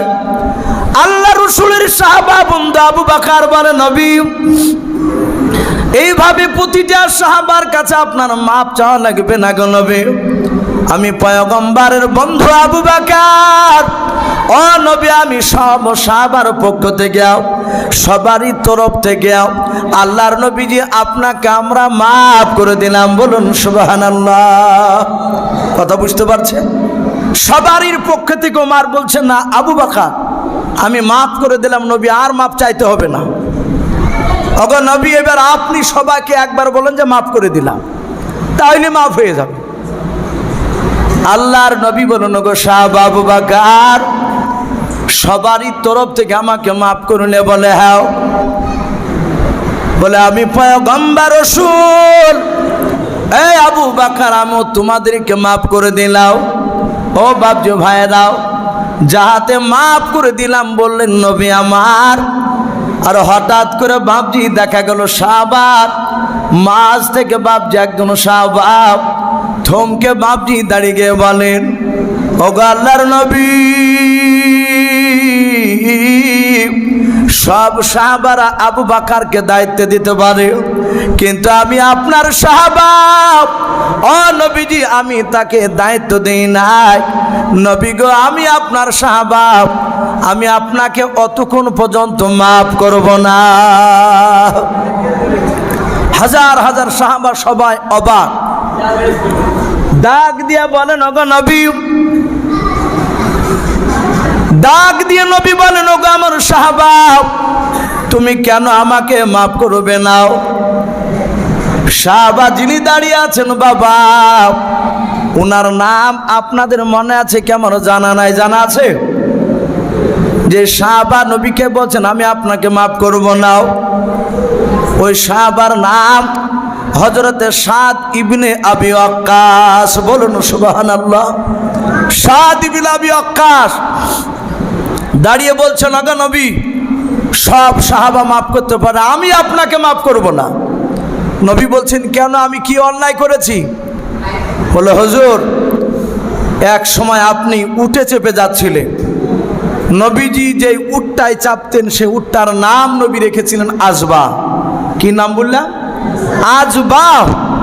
রসুলের উটের নাম ছিল।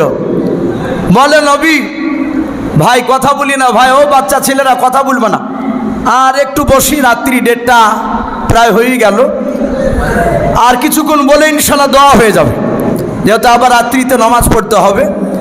তো বাপজি আমি বলছিলাম সে সাহাবার নাম কি বললাম? সাদ ইবনে আবি ওয়াক্কাস যুবক সাহাবা দাঁড়িয়ে বলছে, নবী আমি আপনাকে মাফ করব না। বলে কেন? আমি কি করেছিলাম তোমার?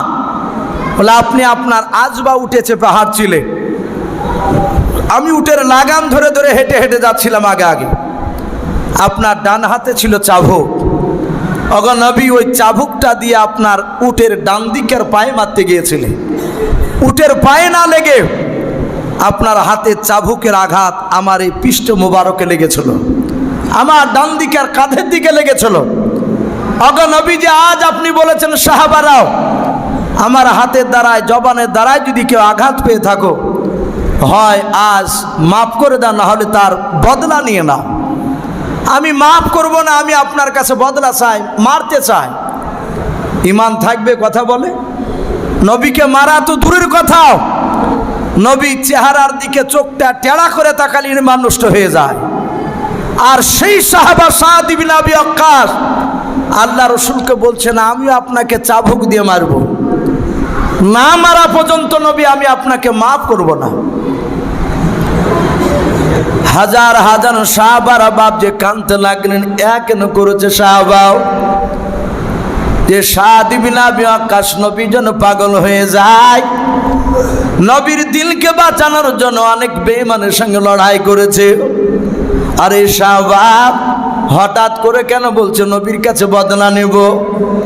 আবু বকর বলেন ওগো নবী দয়া করে ওকে একটু সময় দেন আমাদেরকে, আমরা একটু বুঝিয়ে যদি তাকে মাফ করাতে পারে।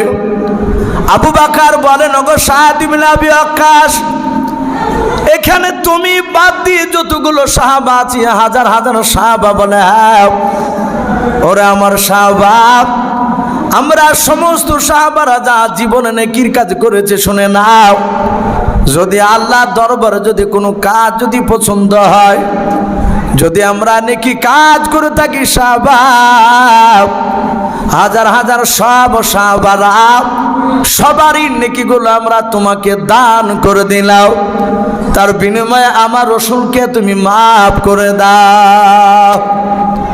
সাদ ইবনে আবি ওয়াক্কাস বলে না ভাই, এই আবু বকর আমি কারণে কি নিব না, আমি নবীকে মারতে চাই। লাস্ট পর্যন্ত বাপ যে আবু বকর সাদ ইবনে আবি ওয়াক্কাসের পা দুখানা জুড়ে ধরে কাঁদেন আর বলে ওরে ভাই সাদ ইবনে আবি ওয়াক্কাস তুমি আমার নেকির ব্যাপারে তুমি জানো? বলে হ্যাঁ জানি। আল্লাহর নবীজি যেদিন মক্কা ছেড়ে বাপ যে নবীকে সঙ্গে করে নিয়ে মদিনায় যাচ্ছিলেন, ওই দিন আবু বকরের ব্যবহারে নবী আমার এত খুশি হয়েছিলেন, এত খুশি হয়েছিলেন।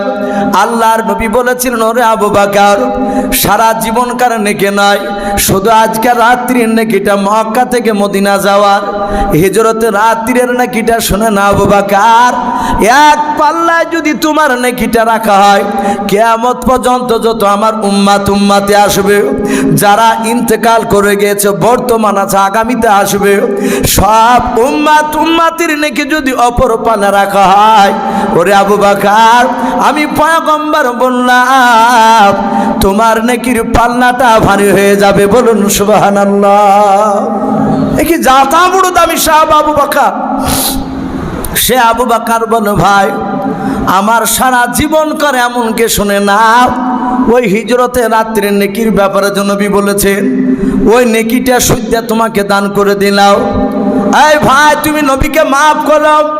সাদ ইবনে আবি ওয়াক্কাস বলে না ভাই আমি মাফ করব না, আমি নবীজিকে বদলা নিতে চাই, মারতে চাই। আল্লাহর নবী বলেন আবু বকর ছেড়ে দাও। ওরে আবু বকর ওকে ছেড়ে দাও, যদি সাদ ইবনে আবি ওয়াক্কাস যদি আমাকে না মারে আর আমি তোমার পয়গম্বর যদি ইন্তেকাল করে যায়, কিয়ামতের ময়দানে আল্লাহ যদি একটিবার প্রশ্ন করে নবী গাও আমার সাদ ইবনে আবি ওয়াক্কাসকে কেন মারতে দাওনি, তাহলে ওরে আমার সাহাবা আমি নবী পয়গম্বর জান্নাত যেতে গিয়ে আটকা পড়ে যাব, ওর হক আদায় করে যেতে দাও, আমাকে পুরা করতে দাও। আল্লাহর নবী বলেন সাদ ইবনে আবি ওয়াক্কাস তুমি আমাকে কি দিয়ে মারবাও? বলে হুজুর যে চাবুক দিয়ে আপনি মেরেছিলেন চাবুকটা বাড়িতে রাখা আছে, বলে তাড়াতাড়ি নিয়ে এসো। সাহাবা দৌড়ে চলে গেলেন, চাবুক খানা বাপজি নবীর সামনে নিয়ে এসে দাঁড়িয়ে বলেন, হুজুর এই চাবুক, এই চাবুক দিয়ে আপনি মেরেছিলেন, আজকে আপনাকে মারবো। আল্লাহর নবীজি 10 হাত দূরে দাঁড়িয়ে আছে, সাহাবা সাদ বিনা বিয়াক্কা 10 হাত পেছনে দাঁড়িয়ে বলে, নবী আপনি রেডি হয়ে যান। হাজার হাজার সাহাবারা বাপজি তারা জানতেন নবীর দিকে কেউ যদি আঙুল তুলে কথা বলতো সাহাবারা সহ্য করতে পারতো না, অমনি বাপজি তাকে জবাই করার জন্য বাপজি রেডি হয়ে যেত। সেই নবীর সাহাবারা বাপজি মনে মনে চিন্তা করেন, আল্লাহ নবীর সামনে, আমাদের চোখের সামনে নবীকে মারবে, আমরা তাকে সহ্য করতে পারবো না। প্রতিটা সাহাবা এইভাবে বাপজি চোখ দুটো বন্ধ করে আছে। নবী বলেন, কোনো সাহাবা যেন কথা বলবা না, সাদ বিন আবি ওয়াক্কাসকে বদলা নিতে দাও। সাহাবারা চোখ বন্ধ করে আছে। আল্লাহর নবী বলেন, সাহাবা তুমি আমার সামনে দিকে মারবা না পেছন দিকে মারবা? বলাও। বলো, হুজুর আমি পেছন দিকে মারবো আপনার। নবীজি আমার ভালো মনে পড়ে যায়, যেদিন আপনি আমাকে মেরেছিলেন সেদিন আমার ডান দিকের কাঁধে কোনো পাঞ্জাবি ছিল না। অগা নবীজি আজ আপনাকে আমি মারবো, নবী মারার আগে আপনার ডান দিকের পাঞ্জাবি খানা একটু নিচু দিকে টানিয়ে ধরেন, নিচু দিকে আপনি নামান। সাহাবারা কাঁধে না হারে, নবীকে মারা তো অন্যায়, আবার নবীর জামাটা বাপজি টানতে বলছে।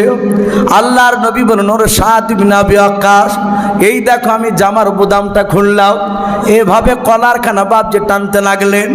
আল্লাহর নবীজির জাহাতে বাপজি ডান দিকের বাবা কলারখানা জামাটা বাপজি টানিয়েছে।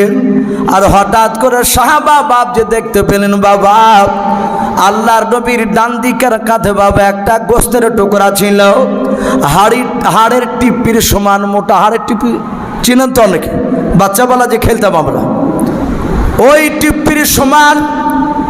কোন রাবি লিখেছেন বাবা কবি তোরের ডিমের সমান বাবা, সবুজ রঙের মতো বাপজি দেখতে ছিল ওই গোস্তের টুকরাটা। ওই টুকরাটাকে বাবা আল্লাহর নবীজি বলেছিলেন এটা মাহারে নবুয়াত। বলুন সুবহানাল্লাহ। ও বাপজি ভাইরা, এই মাহারে নবুয়াত কোন নবী রাসূলকে দেয় নাই, আদম নবীকে দেয় নাই, মুসা নবীকে দেয় নাই, ঈসা নবীকে দেয় নাই, দাউদ নবীকে দেয় নাই, ইব্রাহিম খলিলুল্লাহ আলাইহিস সালাম এইভাবে বাবা সব নবীকে দেয় নাই। একটাই নবীকে দিয়েছেন, তিনি হচ্ছেন আপনার আমার নবী জনাবে মুহাম্মদ রাসূলুল্লাহ সাল্লাল্লাহু তাআলা আলাইহি ওয়াসাল্লাম। এই মাহারে নবুয়াত ও বাপজি ভাইরা এটার কাজ কি ছিল বাবা? কিতাবে পাওয়া যায় আল্লাহর নবীজির মাহারে নবুয়াতটা এটা সিসি ক্যামেরার মতো কাজ করত। বলুন সুবহানাল্লাহ। আল্লাহর নবীর সামনে যেমন দেখতেন বাবা, নবী পেছন দিকে ঘুরে না থেকেও বাবা নবী পেছন দিকটা সামনের মতো দেখতেন এই সিসি ক্যামেরার দ্বারাই। বলুন সুবহানাল্লাহ।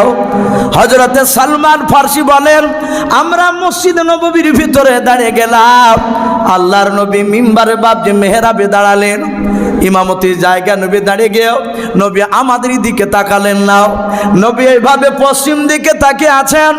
আল্লাহর নবী পশ্চিম দিকে তাকে বলেন, সাহাবারা কাতার সোজা করে দাঁড়াও। হযরতে সালমান ফারসি বলেন, আমি 4 নাম্বার কাতারে আছি। ক নাম্বার? 4 নাম্বার কাতারের পেছনে। আল্লাহর নবী পেছন দিকে তাকালেন না। আমার দাঁড়া থেকে একটু 19-20 হয়ে চলো, আমি একটু সামনের দিকে বাপজি একটু দাঁড়িয়ে বেশি করে দাঁড়াচ্ছিলাম। ইমাম বলে না যে ভাই একটু পেছনে নামেন, পেছনে পরে তো। সালমান বলেন, আমি আল্লাহর নবীজির দিকে তাকে দেখে নাও, নবী আমাদের দিকে তাকালেন না।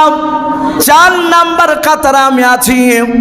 আল্লাহর নবী পেছন থেকে নয় বাবা সামনে থেকে নবী আমার তাকাচ্ছেন আর বলেন, পেছন দিকে তাকাই নাও। নবী বলেন, ওরে সালমান তোমার পাটা আর একটু নিচু করে দাঁড়াও। বলুন সুবহানাল্লাহ। নামাজ শেষ হয়ে গেল, সালমানের ভিতর বাপজি ভালো করে নাই। এ নবী জানতে পারলো কি করিয়া, নবী দেখতে পারলো কি করিয়া আমি 4 নম্বর কাতারে আছে। নবী তো আমার দিকে ঘুরে তাকায়নি, নবী পশ্চিম দিকে বাপজি তাকিয়েছিল। আল্লাহর নবী বলেন, ওগো সাহাবা তুমি অমন কোনে করো? বলে নবীজি আপনি সামনের দিকে তাকিয়ে আমি আপনার পেছনে ছিলাম 4 নম্বর কাতারে। ওগো নবী আমার পা দিয়ে সোজা হয়েছিল না, তা কি করে দেখলেন? আল্লাহর নবী বলেন, ওরে সাহাবা এই সালমান শুনে নাও, আমি সামনে যেমন দেখে পেছনে তেমন দেখে। বলে হুজুর তাই নাকি? বলে হ্যাঁ। আল্লাহর নবী বলেন, ওরে সাহাবা আমি মাহারে নবুয়তের দ্বারাই আমি পেছন দিকটা দিব্যে দেখতে পাই সামনের মতো। বলুন সুবহানাল্লাহ। সেই মাহারে নবুয়তটা বাপজি যাহাতে দেখতে পেয়েছেন। সাদ বিন আবি ওয়াক্কাস বলে হুজুর আর পাঞ্জাবি টানা লাগবে না, ওইভাবে ধরে থাকেন। আল্লাহর নবীজি পশ্চিম দিকে মুখ করে দাঁড়িয়ে আছে, এইভাবে গরিবানটাও কলার খানা বাপজি টেনে ধরেও। সাদ বিন আবি ওয়াক্কাস থেকে দেখছেন হয়তো মাহারে নবুয়ত এখানে বাপজি দেখতে পেয়েছেন নবীর। সাদ বিন আবি ওয়াক্কাস পায়তারা করতে করতে বাপজি দৌড়ে এসে আল্লাহর নবীজির মাথার উপরে বাপজি চাবুক তুলে নবীকে এভাবে মারতে গিয়ে বাপজি মারলেন না, নবীজির মাথার উপর দিয়ে চাবুকখানা বাপজি টান মেরে ফেলে দিয়াও। আল্লাহর নবীজির ডান দিকের কাঁধে মাহারে নবুয়তে সাদ বিন আবি ওয়াক্কাস চুমা দিয়ে দিলেন। বলুন সুবহানাল্লাহ। চুমা দিয়ে অমনি সাথে হাতে আল্লাহর নবীর পা দুখানা বাপজি জোরে ধরে কাঁদেন আর বলেন, নবী গাও বেয়াদবি করে ফেলেছে, নবী অন্যায় করে ফেলেছে। ওগো নবী আমি আপনাকে কি মারতে পারি নবী গো? ও আল্লাহর নবী আপনার পা দোকানা ধরে ক্ষমা চাই, আমি অনেক অন্যায় করেছি, বেয়াদবি করেছি, নবী আপনি আমাকে মাফ করে দেন। আল্লাহর নবী যে অবাক হয়ে গেলেন। আল্লাহর নবী যে এইভাবে হাত দোকানা ধরে বলেন, এই সাদ বিন আবি ওয়াক্কাস পাগল আমার, এরে পাগল এইভাবে কেন তুমি পায়তারা করেছিলে? বলো তুমি যে আমার সাদ বিন আবি ওয়াক্কাস মাহারে নবুয়তে তুমি মারবা নাও, কেন তুমি এরকম তুমি সাহাবাকে কানালিয়াও, কেন তুমি আমাকে কষ্ট দিলাও, এত কেন পায়তারা অভিনয় কেন তুমি করিলে? বলাও। সাদ বিন আবি ওয়াক্কাস বলে, নবী গো দুনিয়ার বুকে আপনি এক নাই দুই নাই 10 জন নারী আর পুরুষকে জান্নাতের সার্টিফিকেট দিয়েছেন। বলুন সুবহানাল্লাহ। আমার পূর্বেকার বক্তা হযরতে তালহার যে বাপজি ঘটনা বলছিলেন, এই তালহা 10 জনের মধ্যে একজন সাহাবা জান্নাতে। আল্লাহর নবীর সাহাবা সাদ বিন আবি ওয়াক্কাস নবীর হাত দুখানা জোরে ধরে কাঁদেন আর বলেন, নবী গো ওই 10 নম্বর সিরিয়ালে নবী সাদ বিন আবি ওয়াক্কাসের নামটা নাই। ওগো আল্লাহর নবীজি আমি আপনার মুখে শুনেছি আপনি বলেছেন মাহারে নবুয়ত কোন নবীকে দেয় না, শুধু আমাকে দিয়েছে। ওগো আল্লাহর নবীজি সেদিন থেকে আমি ধারণা করলাম এটা নিশ্চয় কোনো দামি জিনিস হবে। ওগো নবী আপনি আমাকে মেরেছিলেন এটা সত্য, কিন্তু নবী আমি অপেক্ষা ছিলাম কবে আপনি আমার কাছে মাপ চাইবেন, ক্ষমা চাইবেন। আর সেদিন ক্ষমা না করার বাহানায় কায়দায় আমি আপনার মারে নবুয়তে চুমা দেব, এটা আমি আশা করেছিলাম নবী গাও। আজ আশা পুরা করে নিলাম। ও নবীজি আপনার পা দোকানা হাত দোকানা ধরে ক্ষমা চাই, নবী একটু দোয়া করে দেন, আমি চুমা দিয়েছি মাহারে নবুয়তে নবী গাও, আপনি দোয়া করে দেন যেন মাহারে নবুয়ত চুমা খাওয়ার কারণে আল্লাহ যেন আমাকে জাহান্নামের আগুনে না দেয়। বলুন সুবহানাল্লাহ। নবী সাদ বিন আবি ওয়াক্কাসকে বুকের সাথে জড়িয়ে ধরলেন, কপালে চুমা দিলেন, বললেন, সাদ বিন আবি ওয়াক্কাস এত তোমার আশা? বলে হ্যাঁ। আল্লাহর নবী বলেন, এই সাদ বিন আবি ওয়াক্কাস তুমি যখন মাহারে নবুয়তে চুমা দিয়েছো, আমি পয়গম্বর রাসূল কথা দিছি জাহান্নামের আগুন আশা করি তোমাকে স্পর্শ করবে না। বলুন সুবহানাল্লাহ। বাপজি আমার সোনা লালেরা, আমার বলার উদ্দেশ্যে যে সারা পৃথিবীর শ্রেষ্ঠ নবী কারো কাছে অন্যায় করেনি, গুনাহ করেনি, অথচ বাপজি সাহাবার কাছে মাপ চেয়েছিলেন। এটা দেখাতে চেয়েছিলেন সাহাবারা আমার ইন্তেকাল করার পরও তারা যেন মৃত্যুর আগে আগে যেন তারা যেন সব মাপ চেয়ে যেন যেতে পারে, তারা যেন তাদের হকগুলো যেন আদায় করে যেতে পারে। তাই বাপজি আমি প্রতিটা বাপজি ভাইদেরকে বলবো, আমরা ইনশাআল্লাহ মৃত্যুর আগে কাউকে যদি আঘাত দিয়ে থাকি আমরা জানতে পারবো, আশা করি কে কাকে আঘাত দিয়েছেন, ব্যথা দিয়েছে একটু চিন্তা করলে বুঝতে পারবেন। বাপজি লজ্জা করবেন না, সে গরিব হোক আপনি বড় লোক হন, তাতে কোনো অসুবিধা নেই। আপনি ভাববেন না যে আমি বড় লোক, আমি কেন ওর হাত ধরে ক্ষমা চাইবে, গরিব মানুষ। হয়তো আল্লাহ আপনাকে ওই গরিবটার কারণে হয়তো আপনাকে জান্নাতে যেতে দেবে না, আটকে দিবে কিয়ামতের ময়দানে। দুনিয়ার সুখ বাপজি সুখ নয়, সুখ হচ্ছে ওখানে, ওটা হচ্ছে আসল সুখ। বাপজি যদি আপনাদের ভয় যদি না থাকতো, জাহান্নামের ভয়, কিয়ামতের ভয় যদি না থাকতো, বাপজি এইভাবে বসে থাকতেন না, ও নামাজ পড়ে বাড়ি পেলে যেতেন। তাহলে ঘুমকে বাপজি ছেড়ে দিয়ে আরামের বিছানা ত্যাগ করে একভাবে বাপজি বসে আছেন। আমি অনেক সময় দেখছি অনেক মানুষ মাজা লেগে যাচ্ছে, এভাবে পাকে সরাচ্ছে। যারা আসমানা দিয়ে বসছিল সে পা একটু তুলে বসছে, তার মানে বাপজি কষ্ট হচ্ছে। সেই বাপজি মাগরিবের পর তারাবি নমাজ পড়তে এসেছে। আজ প্রায় তারাবি নমাজ, এশার নমাজ অনেকগুলো 20 রাকাত তারাবি একভাবে নমাজ পড়ার পর ঘন্টার পর ঘন্টা এই যে বাপজি একইভাবে আল্লাহর ঘরে বসে আছে। এ নিশ্চয় ভয় আছে বলেই তো বসে আছে আমরা। আল্লাহ কবুল করুন, বলুন আল্লাহুম্মা আমিন। তাই প্রতিটা বাপজি ভাইকে বলবো, ভাই এই লাইলাতুল কদর রাত্রিতে 4 রকম ব্যক্তির বাপজি দোয়া কবুল হয় না, বাদ বাকি সবারই দোয়া কবুল হয়।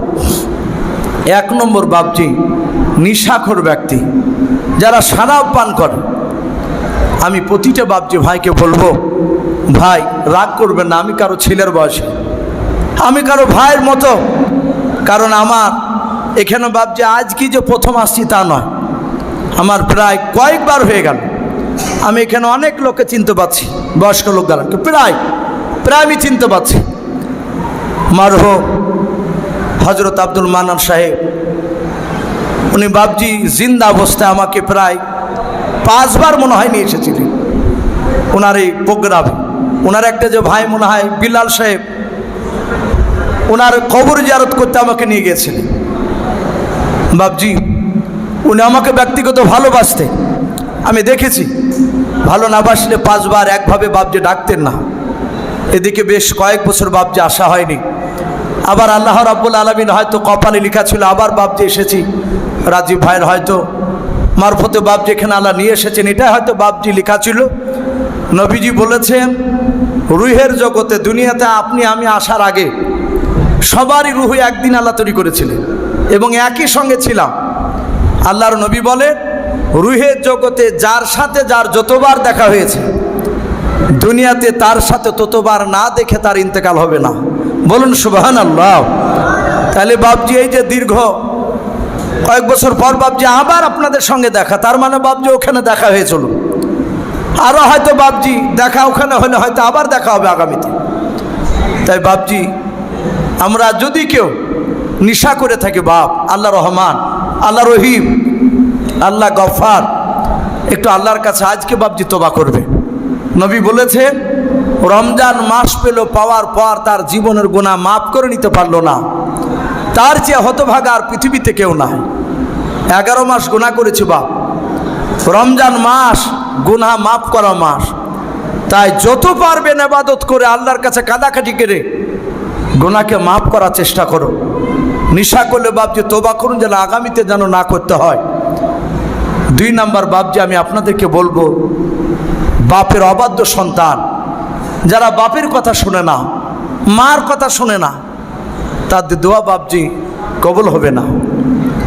বাপজি যারা হিংসা করে, পরে সমালোচনা করে, তাদেরও বাপজি দোয়া কবুল হবে না।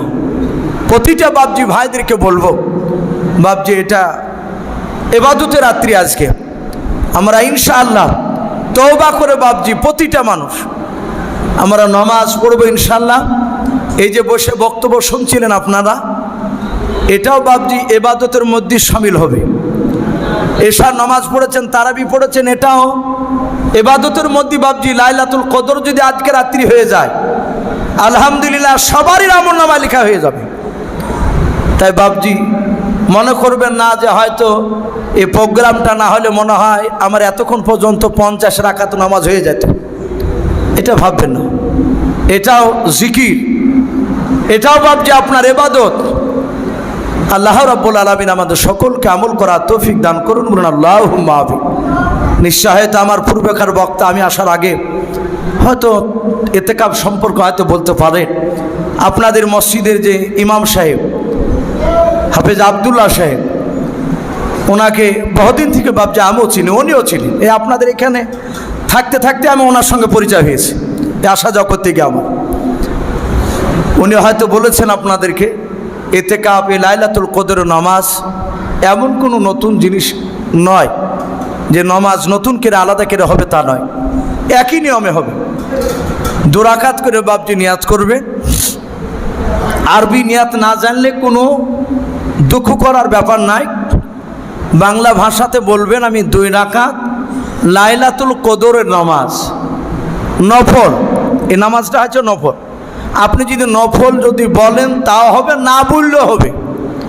শুধু যদি বলেন লাইলাতুল কদর 2 রাকাত নামাজ আমি পড়ছি পশ্চিম দিকে মুখ করিয়ে আল্লাহু আকবার, তাও হবে। আবার যদি বলেন যে আমি 2 রাকাত লাইলাতুল কদর নফল নামাজ পশ্চিম দিকে মুখ করে পড়ছি আল্লাহু আকবার, এটা হবে। বলে বাপজি যারা সূরা জানেন, যত বড় বড় সূরা জানেন সব পড়বেন, অসুবিধা নাই।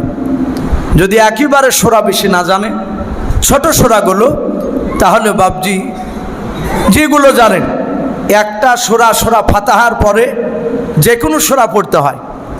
মনে রাখবেন যে সূরাটা প্রথম রাকাতে পড়বেন ওটা যেন একটু বড় হয়, দ্বিতীয় রাকাতে যে সূরাটা পড়বেন প্রথমকার সূরার চেয়ে যেন একটু ছোট হয়, এবং নিয়মটা যেন একটু বাপজি প্রথম থেকে যেন নিচের দিকে হয়। যেমন যারা কোরআন পড়া জানে, আলাম তারা কাইফা ফাআলা রাব্বুকা বিআসহাবিল ফিল 30 পারাতে আছে। এই আলাম তারা সূরা ফিল, আলাম তারার পরে আর একটা সূরা, কি সূরা আছে বলেন দিদি? লিইলাফি কুরাইশ। তাহলে আপনাকে পড়তে হবে ওই আলাম তারা আগে, তারপরে লিইলাফি, তারপরে আবার সূরা আছে আরাইতাল্লাযী, তারপরে আছে ইন্না আতাইনা, তারপরে কুল ইয়া আইয়ুহাল কাফিরুন, তারপরে আছে বাবজি ইজা জাআ, তারপরে আছে তাব্বাত ইয়াদা, তারপরে আছে সূরা ইখলাস কুলহু, তারপর আছে ফালাক, তারপরে নাস। ওপর থেকে নিচে নামলে, বুঝতে পারলেন তো? তাহলে নামাজে পড়তে হবে ওপর থেকে নিচে। এবার যদি আপনি পড়েন যে লিইলাফি পড়তে লাগলেন প্রথম রাকাতে, দিয়ে দেখা গেল যে আপনি আলাম তারা পড়লেন দ্বিতীয় রাকাতে, তাহলে নিচ থেকে ওপর উঠে যাচ্ছে। এই নামাজটা হচ্ছে বাপজি তারতিবের খেলাফ। এভাবে নামাজ ইচ্ছাকৃত পড়বেন না। হ্যাঁ, ভুলবশত হয়ে গিয়েছে, দেখা গেল যে আপনি তাব্বাত ইয়াদা পড়ছেন প্রথম রাকাতে, দ্বিতীয় রাকাতে ইখলাস পড়বো ভেবেছেন, এর উঠে আপনি লিইলাফি পড়তে লেগেছেন, তার মানে উল্টে হয়ে গেছে। নিচে পড়েছেন আগে, তারপরে পরেরটা পড়ছেন একদম আগের সূরাটা। তাহলে না জানতে পড়লে নামাজ হবে, কিন্তু ইচ্ছাকৃত পড়া যাবে না। এটা তারতিবের খেলাফ, আদবের খেলাফ। তাহলে প্রথম থেকে পড়ে আসবে, এতে 3 আয়াত হোক, তাহলে নামাজ হবে। কারো যদি সূরা রহমান মুখস্থ থাকে, আর রহমান আল্লামাল কোরআন খলাকাল ইনসান, যে আল্লাহু আকবার বলে যদি যান 1 রাকাত হয়ে যাবে, ওখানে 3টে সব আয়াত হয়ে যাচ্ছে। আরও যদি বড় জানেন তো বড় পড়বেন, অসুবিধা নেই। এইভাবে 2 রাকাত করে বাপজি পড়বেন। কেউ যদি মনে করেন যে আমি অন্য সূরা জানি না, আলহামদুলিল্লাহ সূরা ইখলাস জানে, ইখলাস একবার পড়লেও হবে। যদি মনে করেন যে আমি 1 রাকাতে 3 বার পড়ব, ওটাও জায়েজ আছে। তাই বলে অনেকে বলে 15 বার 30 বার পড়ি, এভাবে মনে মনে এই আঙুল গনে নমাজে দাঁড়িয়ে দাঁড়িয়ে সূরা ইখলাস, যে 4 বার হলে তখন এভাবে 4 নম্বর আঙুলে নিয়ে যায় গিটে, এভাবে গণা হবে না। ও 15 বার পড়তে গিয়ে দেখা গেল টার্গেট করেছেন 15 বার, পড়তে গিয়ে 16 বার হয়ে গেল, গোনা হবে না নাকি? হবে। কিন্তু বাপজি যে কোনো সূরা পড়াটাই উত্তম, পড়বেন, অসুবিধা না। যদি সূরা ইখলাসও যদি 3 বার 4 বার করে পড়ে 1 রাকাতই, তাও কোনো সমস্যা নেই। 2 রাকাত পড়া হয়ে গেলো, সালাম ফিরলেন, আবার 2 রাকাতে নিয়াত করে আবার বাপজি ওইভাবে পড়বেন, সালাম ফিরলেন, ফিরে বাপজি আস্তাগফিরুল্লাহ বেশি বেশি পড়বেন, তওবা করবেন, কলমা পড়বেন, সুবহানাল্লাহি বিহামদিহি সুবহানাল্লাহিল আযীম, এগুলো পড়বেন। ইমানে মুফাসসাল আমানতু বিল্লাহি মালাইকাতি ওয়া কুতুবিহি, যেগুলো জানা থাকলে পড়বেন। এক কথায় যত তাসবিহ জানেন সব পড়বেন। পড়ার পরে বাপজি আল্লাহর কাছে কাঁদাকাটি করবে, আল্লাহর কাছে যা ইচ্ছা তাই চাইবে। চাওয়ার পরে লাস্টে বেলায় বলবেন, হে আল্লাহ, এই দোয়াগুলো আমার নবী মুহাম্মদ সাল্লাল্লাহু আলাইহি ওয়াসাল্লামের কিংবা বিশ্ব নবী ওসিলা করে আমার এই দোয়াকে কবুল করিলাম। পারবো তো বলতে ইনশাল্লাহ? নবীর ওসিলাটা বাপজি দিবে, নবীর ওসিলা ছাড়া বাপজি দোয়া কবুল হয় না। আর তাড়াহড়া করে বাপজি রাকাত বেশি পাল্লা দিবেন না। সকালবেলায় চায়ের দোকানে বলবেন, ভাই করাকাত পড়েছো? যদি বলে ভাই বেশি পড়িনি, 40 রাকাত। তো মুচকে মুচকে হাসবার বলবে, ভাই আমি 150 রাকাত পড়েছি ভাই। বলে এত নামাজ? বলে হ্যাঁ ভাই। না, এটা বাহাদুরি নয়, পাইকারি হারে নামাজ পড়বেন না।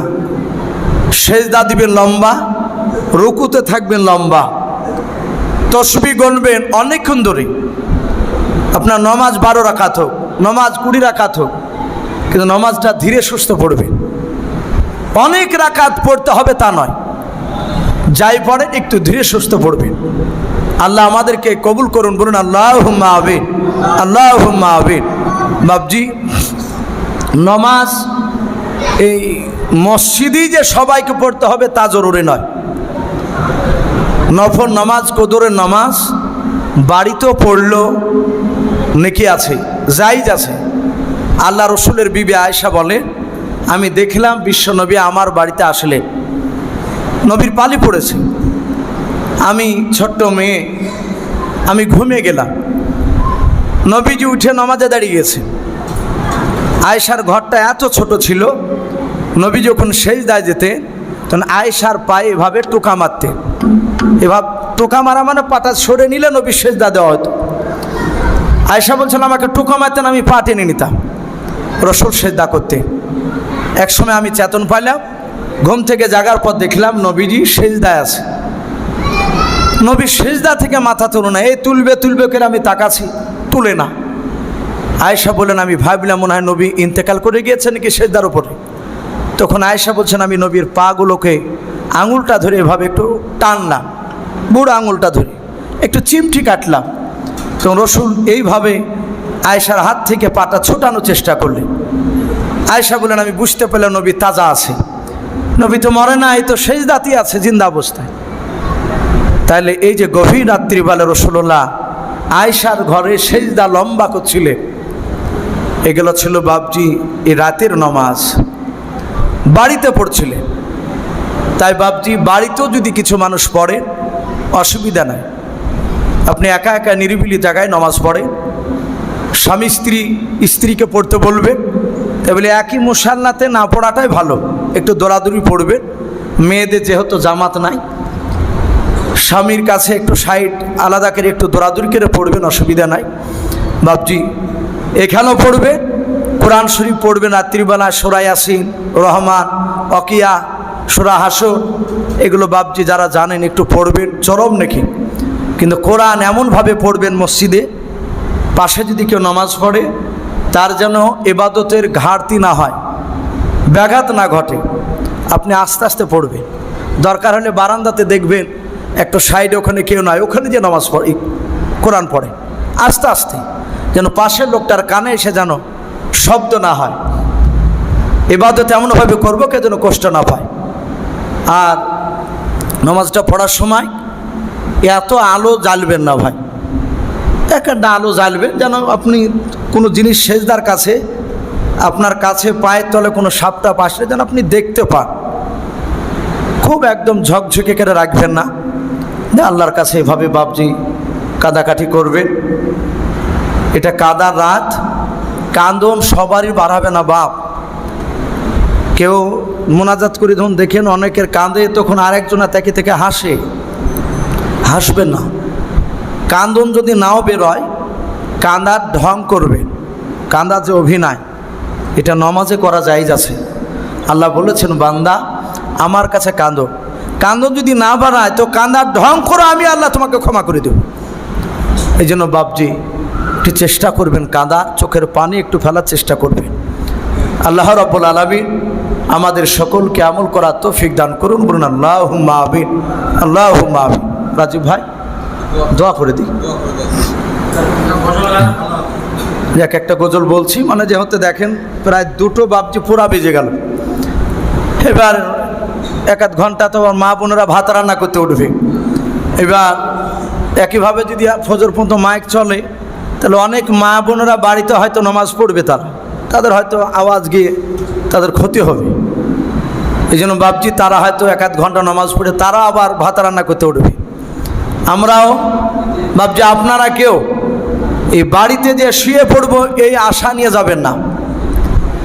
যদি ঘুম চলে আসো বাড়িতে, তাহলে এখানে আবার নতুন করে অজুমজু করিয়ে, অজু তো আছে সবারই, অনেকের অজু আছে, কিন্তু কদরও নামাজ পড়ার জন্য বাবজি আবার হয়তো চেষ্টা করবেন আবার ভালো করে অজু করি, অজু করে এসে আবার নামাজ বাবজি নামাজ পড়বেন, পড়ে হয়তো তখন বাড়ি এক আধ ঘন্টা গিয়ে আরামও করতে পারে। ফজর পর্যন্তই যে আপনাকে জায়গায় থাকতে হবে তা নয়, থাকতে পারলে ভালো, নাহলে এক আধ ঘন্টা আধ ঘন্টায় নামাজ পড়েন, এটাও আল্লাহর কাছে কবুল হয়ে যাবে ইনশাআল্লাহ। যাক বাবজি, ছোট্ট একটা নাত পড়ি, ইনশাআল্লাহ আমার বক্তব্য শেষ করে দোয়া করে আমরা ইনশাআল্লাহ লাইলাতুল কদরের দিকে লক্ষ্য রাখবো ইনশাআল্লাহ। জগতে করে নবীর ঘরে অগ আম্মা বিটিতে, অগ আম্মা বিটিতে, কাহার আগে কে যাবে সেই খোদার জান্নাতে। জগতে করে নবীর ঘরে অগ আম্মা বিটিতে, অগ আম্মা বিটিতে, কাহার আগে কে যাবে সেই খোদার জান্নাতে।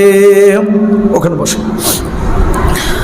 মা আয়েশা কই ফাতেমা অগ জোহরা, মা আয়েশা কই ফাতেমা অগ জোহরা, আমি জিনার সঙ্গে নিছে আল্লাহর পিয়ারা। পিতা আমার আবু বকর প্রথম ইমানদার, অগ প্রথম ইমানদার, সব বিবিদের চেয়েও বেশি আমার অধিকার। আমার কাছে হাদিস এত নাই কাহর কাছে, অগ নাই কাহর কাছে, কাহার আগে কে যাবে সে খোদার জান্নাতে। জগতে করে নবীর ঘরে অগ আম্মা বিটিতে, অগ আম্মা বিটিতে, কাহার আগে কে যাবে সে খোদার জান্নাতে। মা ফাতেমা বলে ও মা ঠিক বলেছ, মা ফাতেমা বলে ও মা ঠিক বলেছ, এত কথার মাঝেও তুমি আসল বলেছ। তোমার কাছে হাদিস আছে, তোমার কাছে হাদিস আছে, আছে বিপন গোর, নাই যে তোমার আছে আমার নবীর দেহের খুন। কেমন স্বামীর খুনকে তুমি রাখবে পিছেতে, অগ রাখবে পিছেতে, তোমার আগে জান্নাত যাব আব্বাজান নবী বলেন যে। জগতে করে নবীর ঘরে অগ আম্মা বিটিতে, অগ আম্মা বিটিতে, কাহার আগে কে যাবে সে খোদার জান্নাতে। ভাই, আমরা আর একবার সকলে দুরুদ ইব্রাহিম যে পড়ে নি, আল্লাহুম্মা সাল্লি আলা মুহাম্মাদি ওয়া আলি মুহাম্মাদ কামা সাল্লাইতা আলা ইব্রাহিম ওয়া আলা আলি ইব্রাহিম ইন্নাকা হামিদুম মাজিদ। আল্লাহুম্মা বারিক আলা মুহাম্মাদি ওয়া আলি মুহাম্মাদ কামা বারাকতা আলা ইব্রাহিম ওয়া আলা আলি ইব্রাহিম ইন্নাকা হামিদুম মাজিদ। সাল্লাল্লাহু তাআলা আলাইহি ওয়াসাল্লাম। ভাই, আমি প্রতিটা জায়গাতে দোয়ার আগে একবার আমি তওবা করাই।